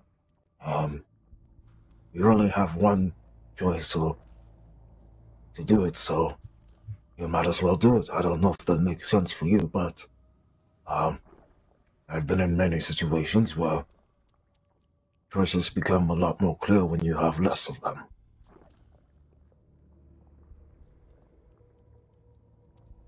Well, I've never been in a situation like this before, and I hope I'm not again, but if Merila helps me study, and we're doing this together, yeah, I'll give it my best. I'll try my best. Okay.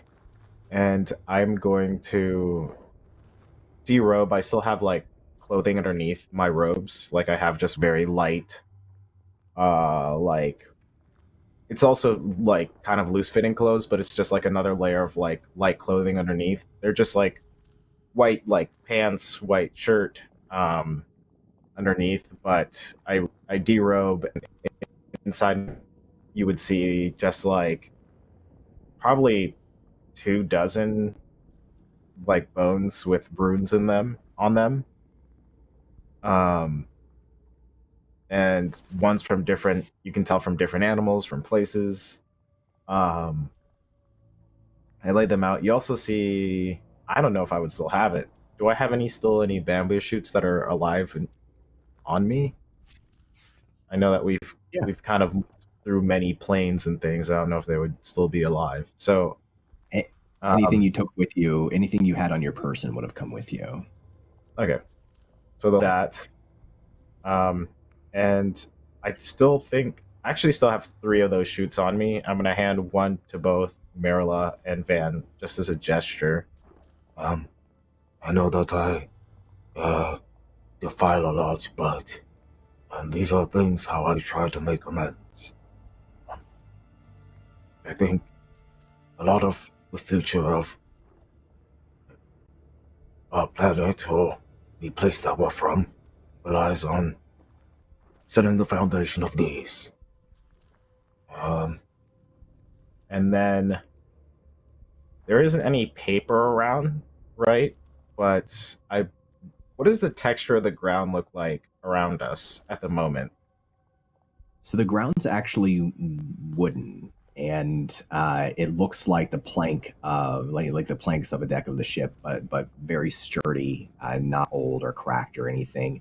I would imagine that there's probably a layer of some of that black sand that you encountered in the plains outside that's kind of blown into the ship at some point. So maybe there's just like a layer of this black sand that you could draw in on the ground.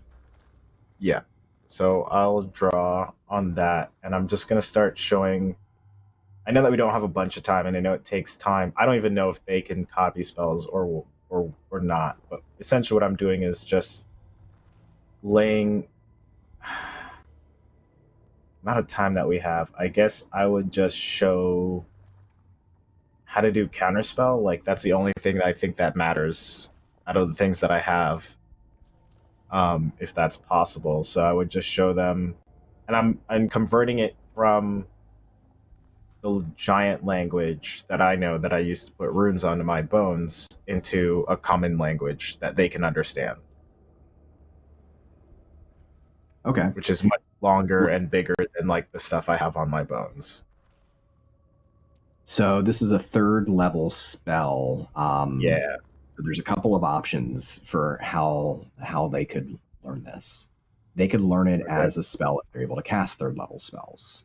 It's like you take the time to write it and show it, and it's like they have to add it to their spell book. Yep. Which you would see Vann does carve and tie knots. Not the same exactly as the same system that you're using, but as you translate it, he's able to create his own version within this spiraling knotwork around his arm. Is Merula capable of casting 3rd level spells? No, but you know how I have purloined spell orbs over time? Yes. One of those does have spells in them, but I think I have at least one that presently does not, and could theoretically be inscribed in a similar manner to the one that I currently have. So that could be a means of doing it, yes? Yes, absolutely. And the way that the spell orbs work, which Merula, you figured out at this point, that the way that these spell orbs work, you found a couple of them now, is that you can inscribe 2 spells on these orbs.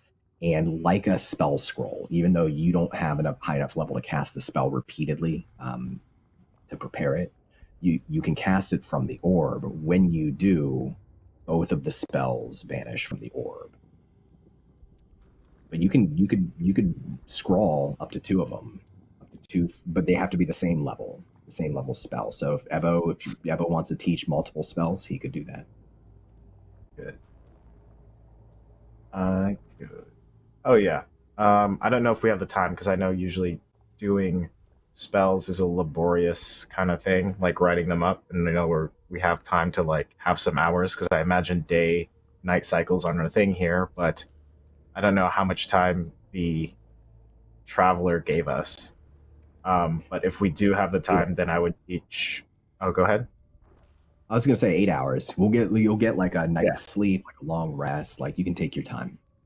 Okay, I think I'm going to teach Merula counterspell, and then I'm going to help assist them learn life transference. But before I teach them that, I'm going to go over it with them, because I'm trying to speed up the process. I don't know if there's ever been like a rule where 2 wizards kind of come together to do something for 1 wizard, but I guess I'm trying to do something of that sort, because they're both doing the counterspell, so that's easy enough. But then the life transference, I'm trying to speed that process up. Merula, this is a very special spell that I'm going to show you. It is not one that you should use in vain. But I know that you care a lot about Vann and the rest of us here. This one allows you to use some of your own life to give life, but it could be quite painful. And if not done in a proper way, can lead to you being severely hurt or worse. So, I understand. And I will go over the description of life transference of what I learned from the person I learned it from, which was a old. What are the bug-like humanoids on our? What are they called again? Thrycreen. Thrycreen. I explained that I learned it from a Thrycreen and the purpose behind it and the history of it. In my mind, there's like not many people would. No, not a lot of people use magic, and a lot of people wouldn't use this magic because it's like an unselfish one in a weird way. So I would explain that this is a special spell that got people to the village of Bree, has sustained like life and death situations, and has like a history of just being something that's like almost wrote about in books if people did that. Like it's a tale that's been told. And so as that's being done, I'm explaining that as I teach Merula how to do life transference.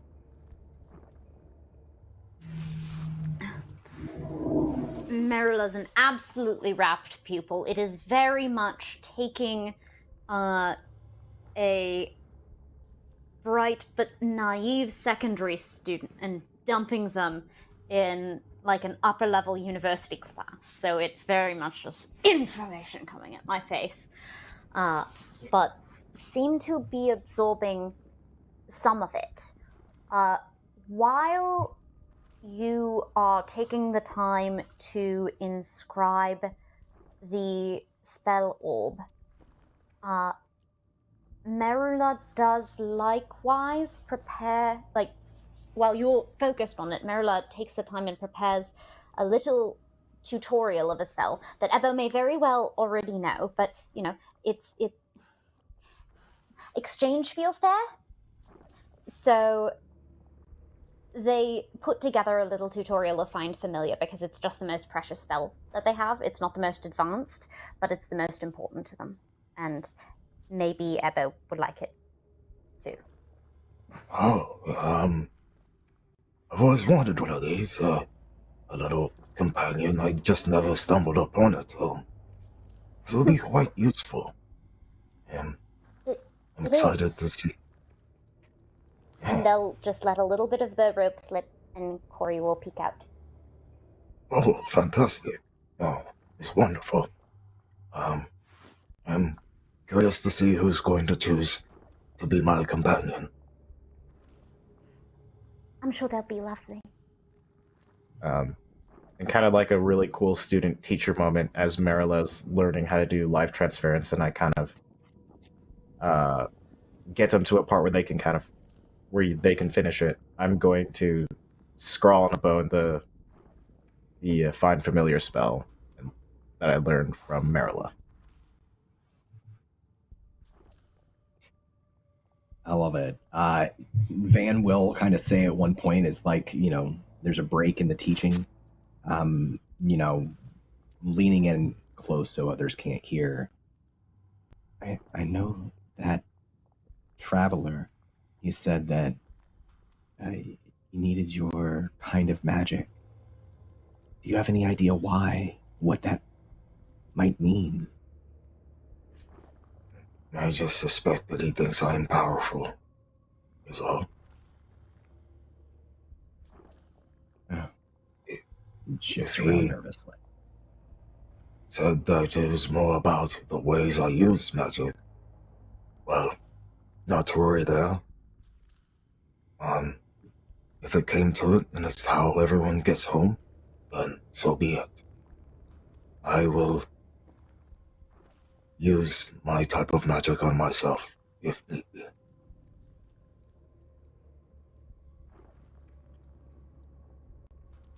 Well, there are all three of us, so I'm sure we can find a way that it won't ask too much of you. Of course, but we will see what decision needs to be made at the time. I would assume that things can get very messy, but to know that I have your support, both of your support, quite comforting. You must be the nicest defiling wizard there's ever been. Sorry, should I not? No, it's completely fine. There was one other, but she's just gotten to a point where she is much too old to use the magic like she has before. She still does, but that is why she's passed down her knowledge to me.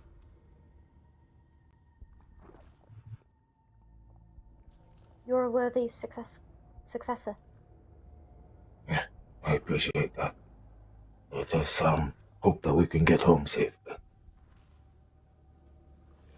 Yes. All right.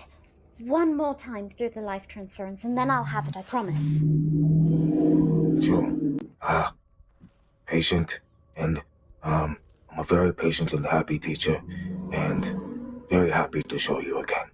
And I will, wherever they kind of have gaps, I'll explain those gaps in a way until they get it or how they process information.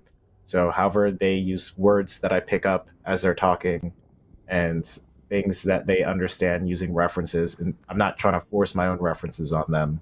I'm trying to see through conversation to pick up what works for them. And that's how I'm going to go about the process of teaching them.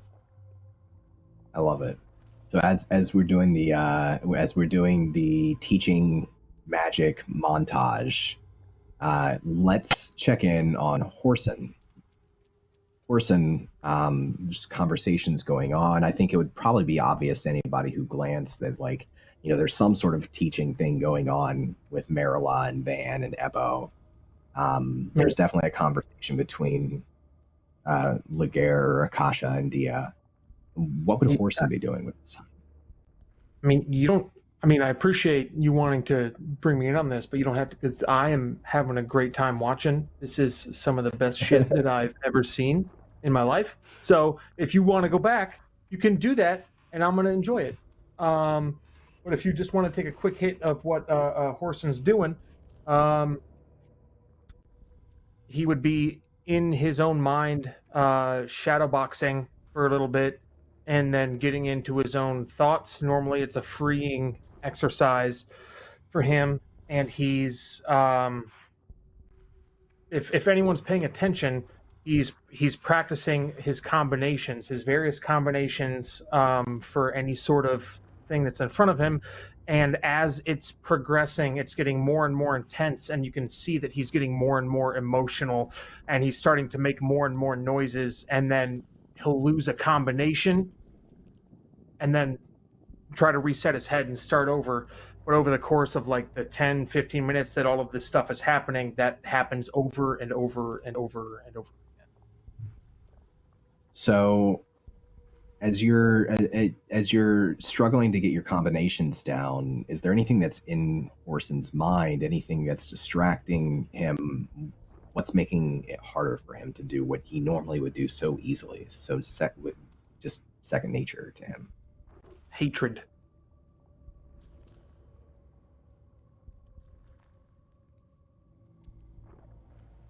Normally, All right. to execute things at a high level with craft, it's a cool mind. It's calm. It's analytical. It's confidence, and then every ounce of that goes away once there's a thing. There's like a switch at some point in time where like he'll step with his right leg and his hips will thrust through at a certain point in time much stronger than the other motions, and then that's when the noises come. And then you see that his eyes are more engaged and his mouth is wrenched in a frown. And at the end of all of those combinations, it ends up like a yell. And then he walks around in a circle and starts breathing heavy on purpose, trying to control it, and starts over again. Let me ask you, is there a singular target? Is there something, is there a personification of that hatred? Somewhere it's directed. A pedestal, and all of the things that he values so much are on this pedestal, and around the pedestal are people in his life that he's known to be liars, that he's known to be deceptive, and all of those people are surrounded by snakes. It's the snakes, the hissing that kind of move between those individuals. This sort of image you have in your mind, this mantra that's not helping you. It's making it harder for you to accomplish what you want to do.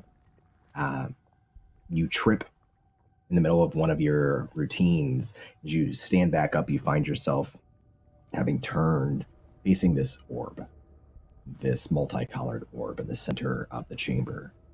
And whereas before the image that had briefly appeared there as it was being displayed has gone away, there is an image now. You see the Silt Sea, something that you're familiar with because you've traveled up and down it.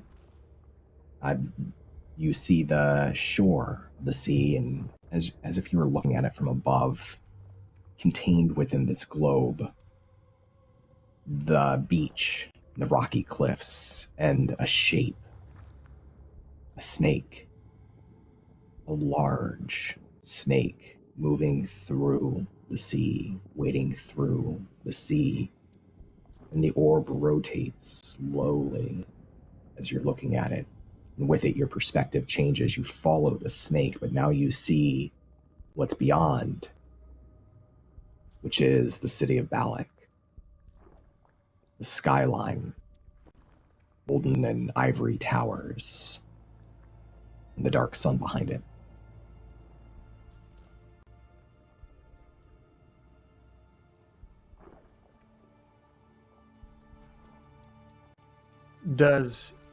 In his emotional state, does Horsun believe that this vision, this large snake, is a reflection of his own mind, or a spyglass into what is happening or what is to come?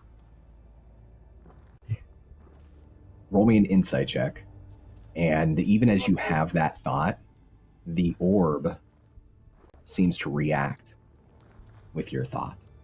And its means of reacting is that you get closer to that actual snake that's writhing, swimming through the silt, and no longer able to see Balic, but now you can see the thing better. And you recognize it as it comes up for a moment, gasps for air, and then dives back beneath the surface and continues to swim. You recognize the strange white and golden stained shoulder in garb that it wears, the shoulder pads, and the garb that it wears, the strange headpiece. You've seen this snake before. This is that thing that rose from beneath Alteruk. This is that thing that rose from the ground right in front of you the last time you saw Baru. The thing that escaped you. And with a 14, you think that this is... You don't think that this is application of your internal rage. You don't think that you're making this up. You're not sure if this is now or if this is in the future. But you think you think it's perceptive in nature. In me viewing this, and Horsun viewing this thing, is the thing capable of recognizing that I'm looking at it, and can it? Is it aware of the presence? Is it looking back, or am I just a voyeur? It doesn't appear to be looking back. It's not like it looks up and sees a camera floating in the air or anything. You don't feel a presence. Its presence in the room with you. So the orb, it's on a pedestal of some sort? It's just floating in the air. And then Horsun will approach this orb and stop his combination, his training, and just walk closer to this image, and you can see that his body language has become super threatening. His hands are open and clenched like claws. His chest, normally like where he would be breathing through like his diaphragm and his stomach relaxed, his chest is heaving, and he has no control over his body, and he's looking into this orb, and his eyes maniacal, gazing this through this entity, this large snake thing as it approaches Balic, and Horsun walks around the orb slowly, predatorily, eyeing weaknesses, aware that it's in a glass ball, but almost salivating at the prospect of encountering this snake again. Tiraman. So this would be visible as Horsun circles the orb. Does anybody approach? Is anybody engaging Horsun directly? Merula?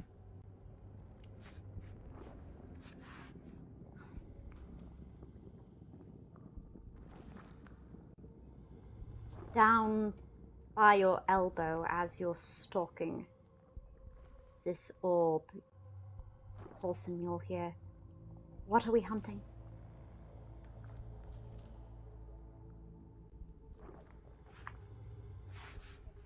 He doesn't hear you. But in return, you get an increased intensity of breath.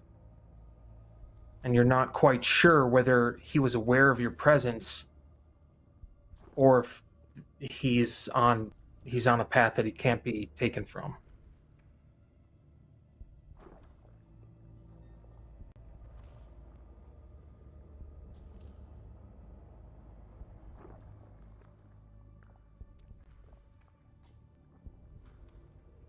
So then Merula will set down the metal spear just a little bit outside of Horsun's track, and will say softly, in case he is has some sort of listening to it. There's some sort of mounted anti-siege weapon here. Shoot these things. But it might serve you all the same. Come find me later and I can show you the combination. Good hunting. And they'll back up and leave him to it. And the intensity of his breathing doesn't get any worse. So some of those words apparently have migrated to his spirit, his soul, and while keeping an intense gaze on the orb, kind of starts to slowly sink back into reality and become aware of the room.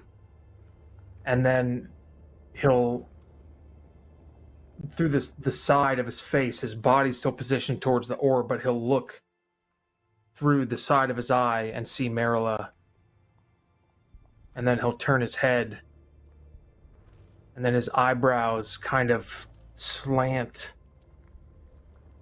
and it would be apparent that you would see a look of shame on his face, that he realized where he just was.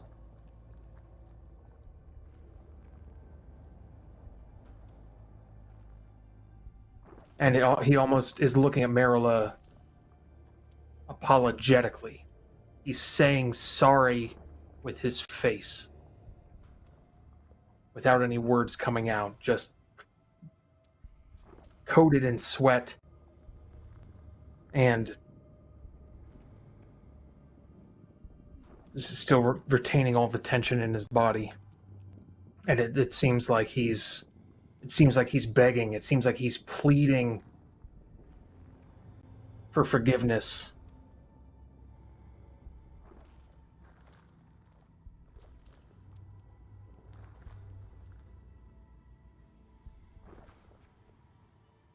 Merula smiles.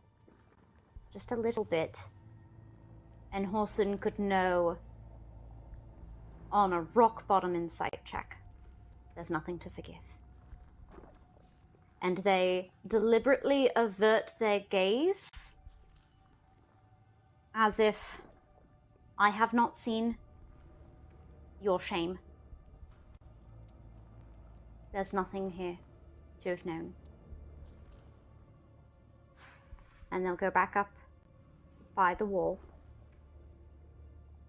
to give Horsun space to come to in his time. And to settle. And when Merula walks away, he starts crying, and he maintains all of his physical strength, but the tears cannot stop flowing out of his eyeballs, and his breathing becomes erratic, and he goes over into the corner where these walls, whatever they're made out of, and he just starts issuing uppercut after uppercut into one of the walls, and just like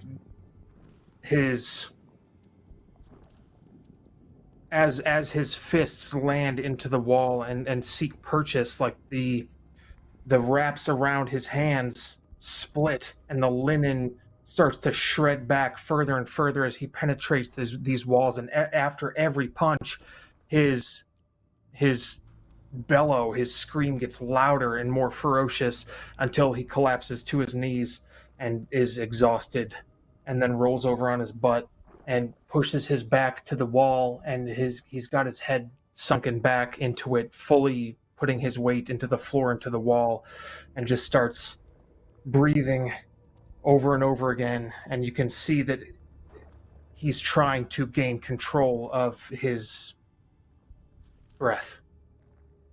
Inhaling through his nose, out through his mouth, erratic at first, but that simple cadence he starts to sink into as time goes on, and he's able to gain control after a minute or two. Is there anything? Is there a happy thought, a happy place? Is there something that he uses that, calms him down? A tool? Or something that just matters more? When he first started fighting,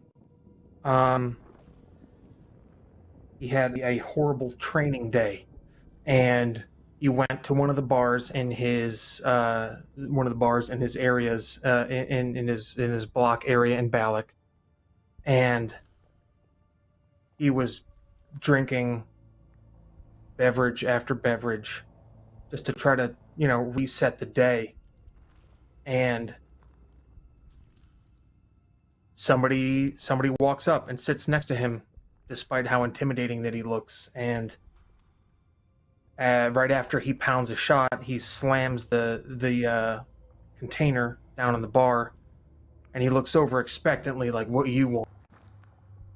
And an older woman who's got soft eyes looks over at him and says, "Hey, it's okay."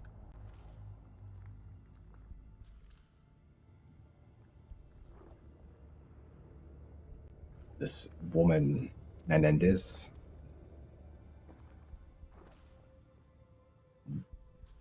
Horsun, what I'll leave you with as you kind of calm down, back up against the wall.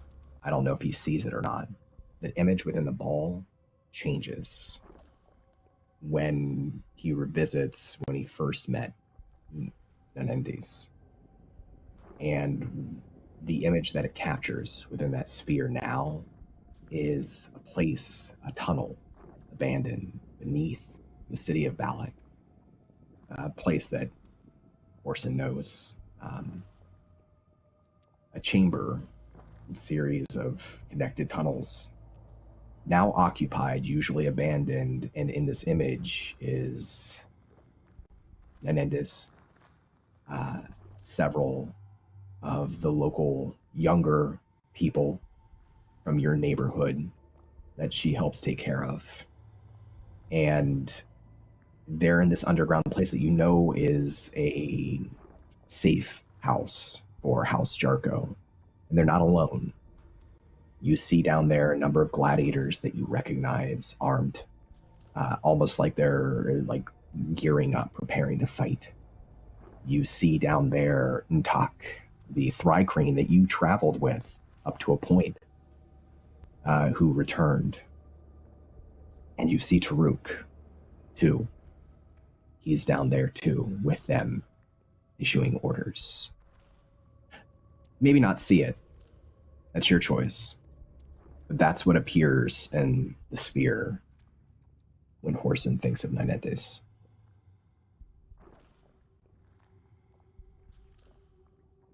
Does Horsun see it? I feel at this point he's capable of seeing it, and he may not 100% understand the relation of the two images, but it sticks.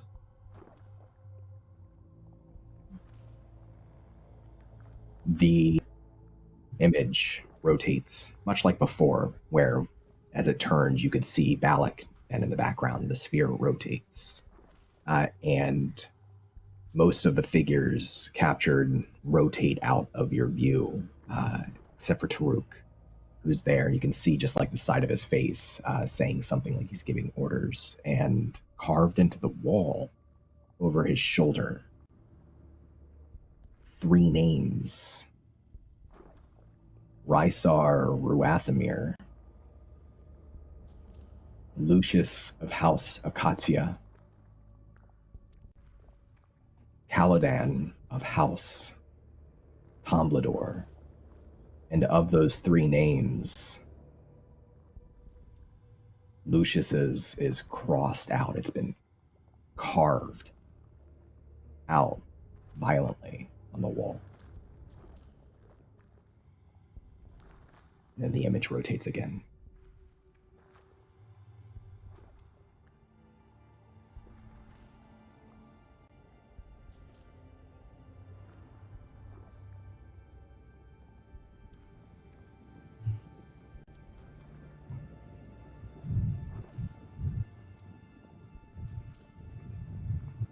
Is Horsun able to determine now at this point if this is current or future or any by inference itself?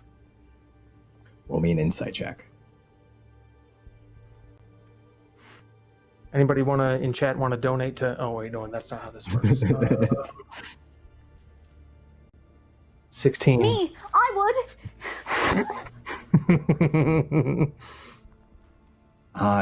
There's a few things that give away that it's not the past. Taruk's fur is partially dyed, which you know happened on the road, blonde. So it's certainly not the past. It could be the present. You don't really know how much time passed when you were in the lands within the wind. You don't know what happened to the small group of people that you were with that didn't come with you. It could be the future. But just like before, you imagine what you're seeing is perception, like looking through a spyglass.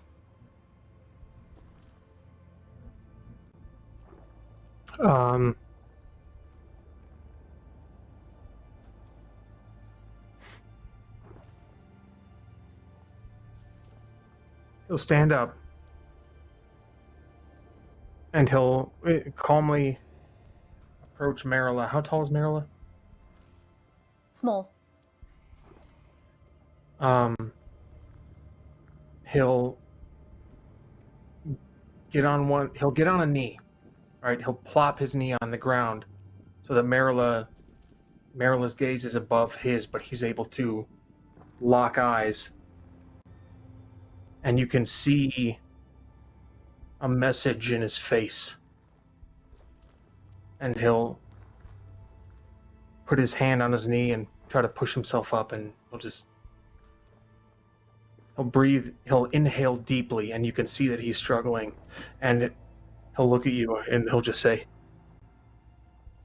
"Hey." And you can tell by the way that his voice cracks.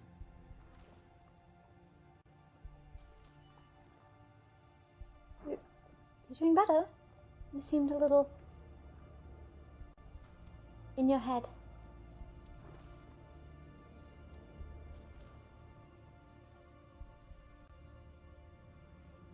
Is the image still in the orb for everyone to see, or is it just me? Is it just Horsun? It shifted. Still there. Slowly rotating so that the view is changing. It's not always the same, but it's always it's a place in time that things are continuing to happen there.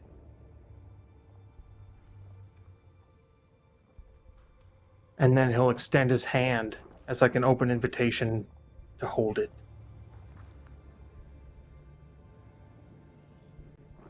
Horsun?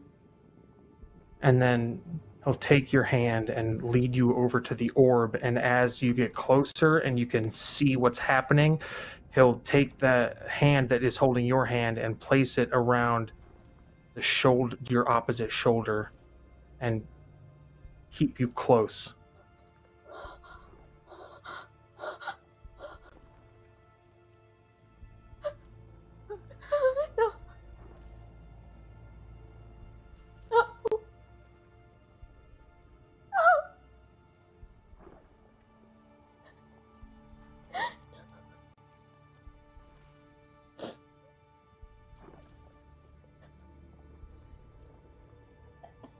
Merula falls back with all of their weight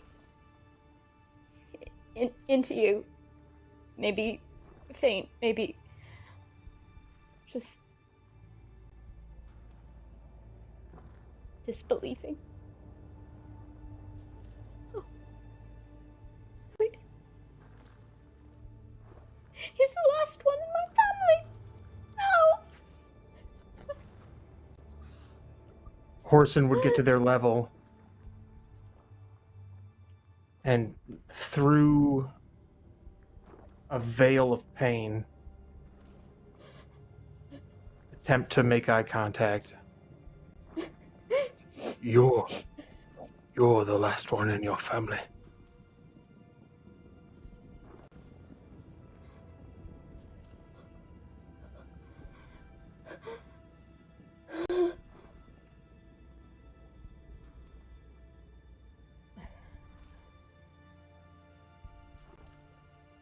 But I'm not alone. No, you're not.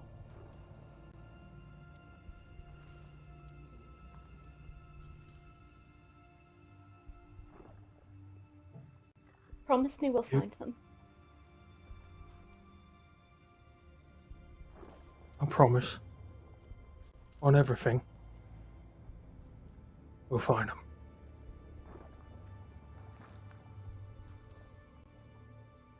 We'll make them pay.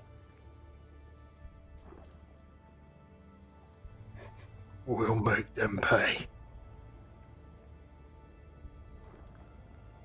And you can see like two tears in quick sequence, one after another, as he embraces Merula.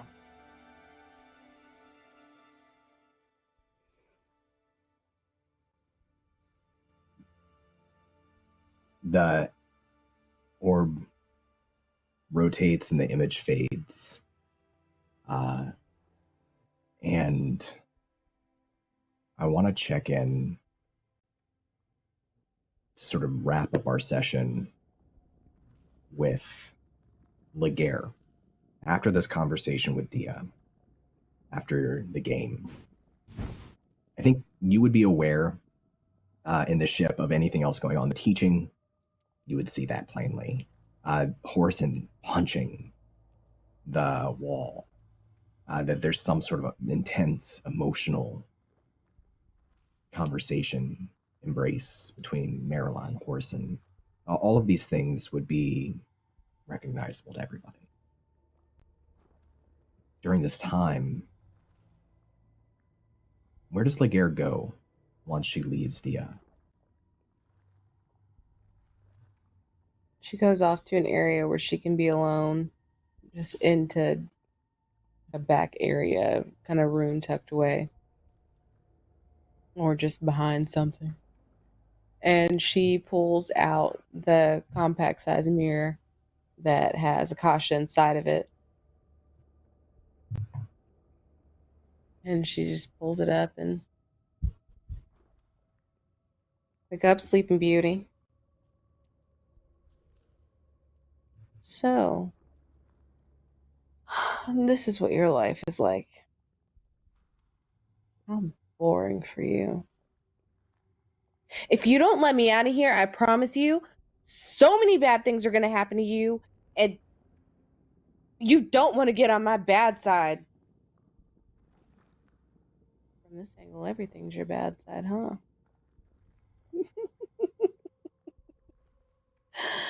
All that time just talking to you and moving through you. It took all of that to finally get your body. And you end up in a place like this. Your luck is terrible. I actually have the best luck. I am so good at so many things, and you have no idea. And my grandfather says that I'm capable of so many things, and that's how I ran for Praetor and ended up a Caesar. This again. Well, you know, I could just go for 7 years bad luck. That would be to my advantage, I guess. Oh, but what about you?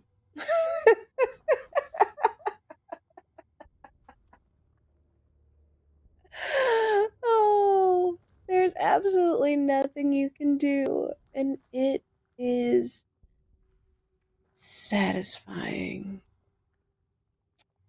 And she takes the mirror and she tilts it just a little bit so that Akasha disappears. And she just sees her actual reflection, which is this old hag. It's very much like that scene in Little Mermaid where Ursula looks into the mirror, but it's Vanessa looking into the mirror, and she says, Okay, no. So it's like very much like a tilt and just fade away of her looking at her true reflection and just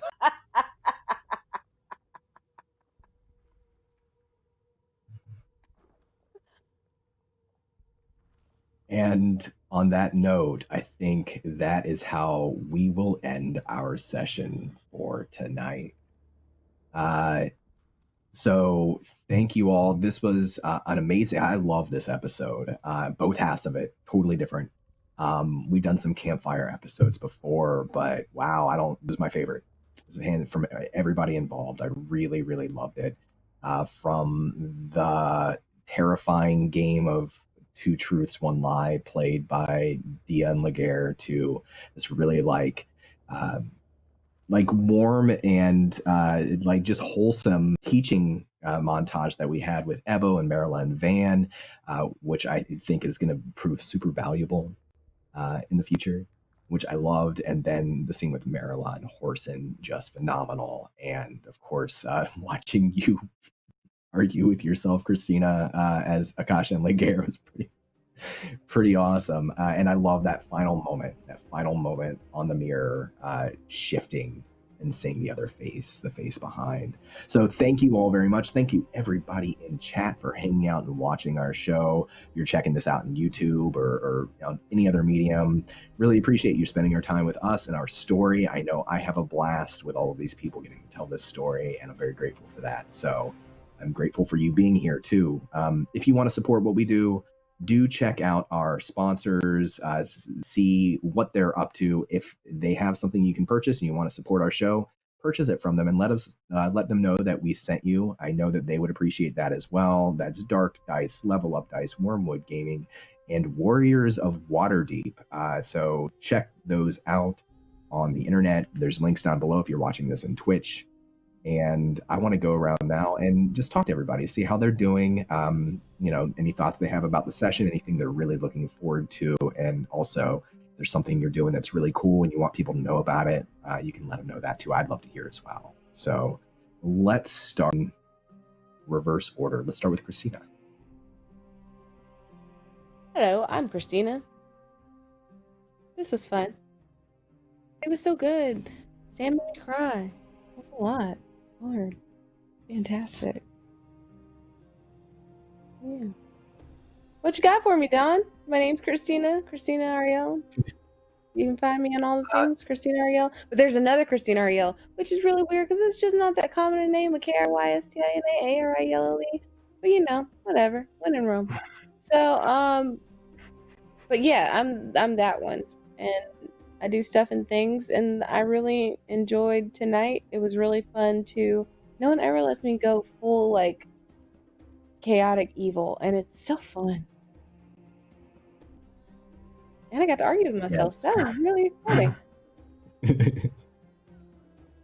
But who won? Did you win or did you win? Right. Yeah. Well, I think it was me. Mm-hmm. Or was it me?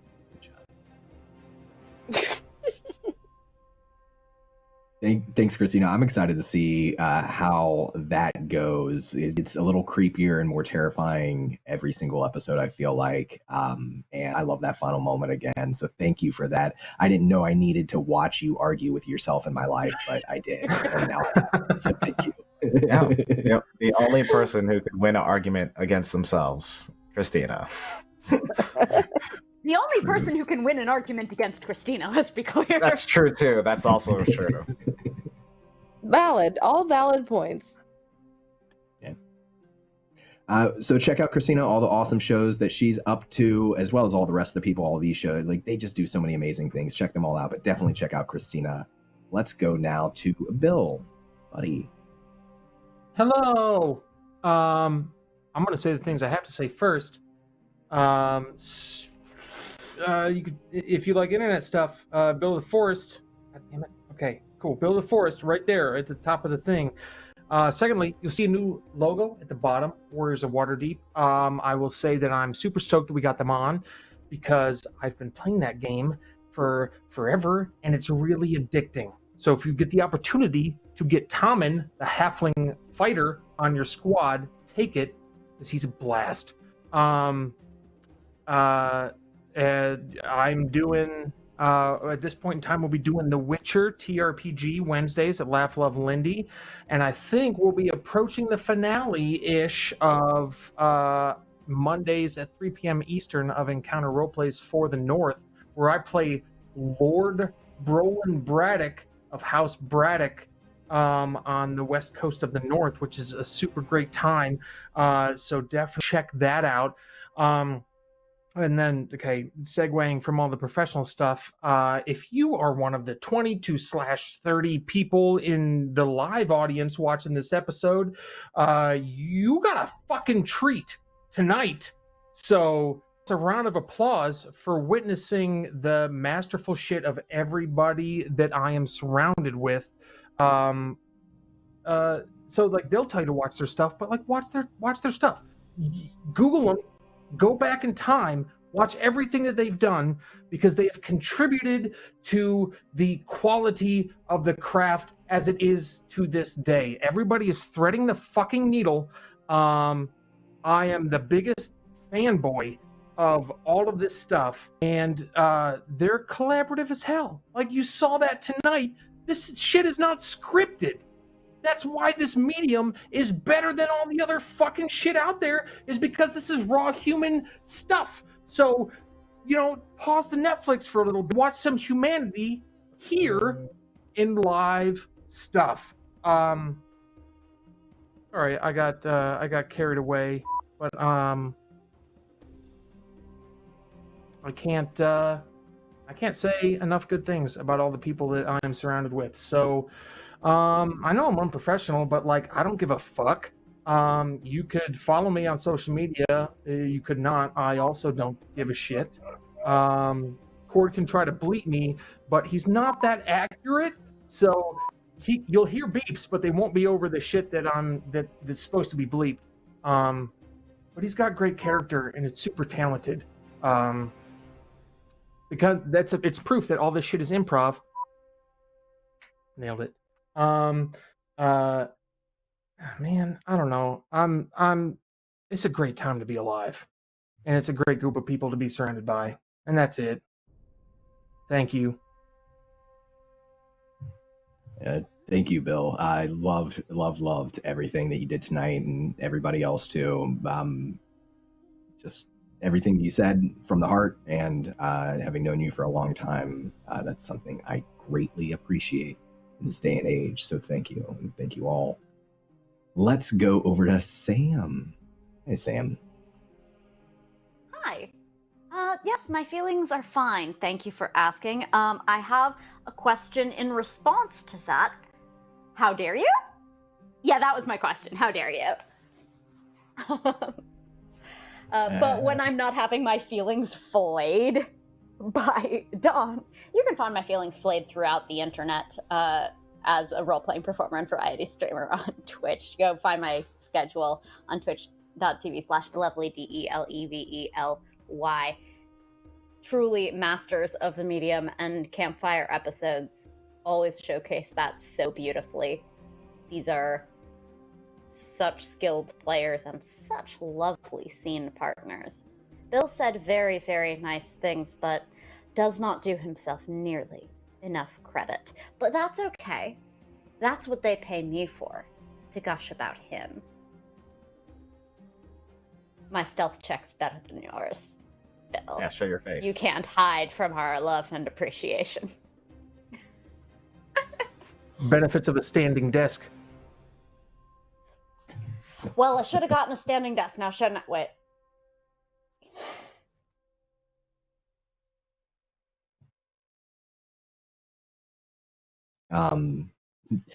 I can't say enough nice things about Merula and Sam. Kind of surprise breaking my heart tonight. I'm sorry. We have a few more episodes to go, and I'm excited to see. What happens next. But I'm just very appreciative of everybody being awesome and telling a good story and being there for each other too. It's really cool to see, and it makes me feel lucky to get to watch it, from my seat as well. So thank you. Thank you for giving me a week to find the super glue to put the pieces of my heart back together. Yeah. Do you have anything cool you want to shout out? Anything upcoming or that you're super excited about? Pretty much everything I am doing is updated weekly on that Twitch schedule about page. I do roughly 7 streams and podcasts a week in video gaming and role-playing, so that's really the best way to catch me. Cool. I have to look there. All right. Or I wouldn't know either. You wouldn't remember, yeah. It's a lot. 7's a lot. Cool. Michael, how are you doing? I am doing great. Yeah, I'm doing great. Good episode. Good, lots of talent here. Obviously, people went around the board. Christina, amazing. Sam, amazing. Bill, amazing. Charlie, super amazing as well. And I was actually going to say, like, I lots of games with Charlie, and Charlie normally is playing like silly, amazing, fun, fantastical characters, and I haven't seen Charlie play a character with a lot of edge, and just seeing that spectrum is really great. So, and scary. I would not want to cross Charlie, so that's just the thing. But yeah, my name is Michael Sinclair II. You can catch me everywhere as Michael Crits over here. You could Google Michael Crits. That's insane. So that's a thing now. Mom, I've made it. I have an IMDb, but there's no profile picture, so like I've really made it. That's how you know you're like you've hit the acting stage. Like you have a faceless IMDb. Anyway, I brag. I'm on Faeforge Academy podcast. I'm on Into the Motherlands with Christina Ariel, which is a super amazing all BIM POC cast, and it's fun and it's great. And I do play on Twitch, but I have a lot of physics. I'm a like physics classes and STEM classes, and I'm a computer science major, so I've been doing that. But check out my Twitter. You'll probably start to see me do a lot of snowboarding things because the season's starting, and I'm ready to get out there. And I always love promoting Black folks or BIM POC people in the great outdoors because we came from there, and we get to reclaim it, and it gets to be part of our thing too. So anyway. That's all me. Yeah. Sweet. Cool. Let's go up to Charlie. Charlie, how are you doing? I'm okay. I'm under my little blankie today. I see that, yeah. over here. I'm sorry. Normally I like dress up and I like try and act professional. Today I've been under my blankie. I've been having snacks. I've been listening to my friends do some awesome roleplay. It's been a good time. Yeah, I really enjoyed tonight. I really like campfire episodes. I like episodes where people just talk to each other. I still have not had a really big scene with Michael or campaign, so maybe that'll happen. Maybe I will just never know who Ebo is in character. But what I know out of character is that Ebo is really incredible, and it's very easy to play understated characters and they fade away and not be important. But Ebo is so important. And I loved the scene where Ebo was sharing that knowledge with Merula. They were sharing knowledge back. I love this kind of thing so much, and you don't see it in D&D that often because of how crafting isn't really a thing, and with wizards learning spells, it kind of gets forgotten sometimes that you can find books or that you could just teach each other shit. So it's really cool to see that. And when I made Dia, it was like really important for me that she was the one who made things, and so it's nice to see that in other characters as well, that knowledge being used and shared. You can find me over on Encounter Roleplay. I'm the Twitch director over there. We play games Monday to Friday. We have all sorts going on. I'm currently playing in a game of Acton Cthulhu, which is set in 1944 in Belgium. I'm a spy. I love it. Had a great time doing that, and I can't wait to see where we end up. The other thing I want to shout out is Wild RP, which is a Red Dead Redemption roleplay community that I'm hooked on. I love playing my cowgirl. I love playing my Russian vodka-making queen out in the Wild West. I'm having the best time over there, so go and check that out. I think it's wildrp.com. Get whitelisted, join in. It's a fantastic roleplay community, and like Billy said, like, roleplay is where it's at. You get to just tell these amazing stories and collaborate with incredible people, and it's interactive. It's just fulfilling in a way that's very hard to get in this great crisis that is the world right now, where people don't get the same social contact that they used to. So yeah, that's it from me. That's all I have to say about that. Check out these people. They're amazing. Check out Mythomatic behind the scenes. Because Myth is also in Wild RP, and also just an incredible person who makes great shit and is just the best. Yeah. Shout out to Cord. Thanks, Cord. Cord does such amazing work for us behind the scenes, making everything look and sound better. And he's also in our twin campaign. So if you can't get enough Dark Sun action, or you want to know what the other group is up to, you can check that out on Sundays at 3 p.m. Eastern Standard Time. Tales from the Silt Expanse. We've already seen some crossover a few times. We will have another opportunity to see some more. The two stories are impacting each other, and it's been a big joy for me to get to collaborate with so many amazing storytellers to try to tell this big story that's a bunch of little stories that interweave and work together, and doing that all while rolling dice and dealing sneak attack damage and casting spells and all of the things that make D&D great. It's just a lot of fun. So thank you all again. You can follow me if you'd like. I'm Donathan Fry. I write games and run games. On Twitter, you can find me. That's where I'll probably post stuff that I'm up to when I post something. But otherwise, you can find me here next week at the same time. And I hope that you'll join us, because we're getting close to the end of this particular story, and I can't wait to see how it all plays out. Anyways, that's all. Thank you for being here. We will see you soon. Good night, friends.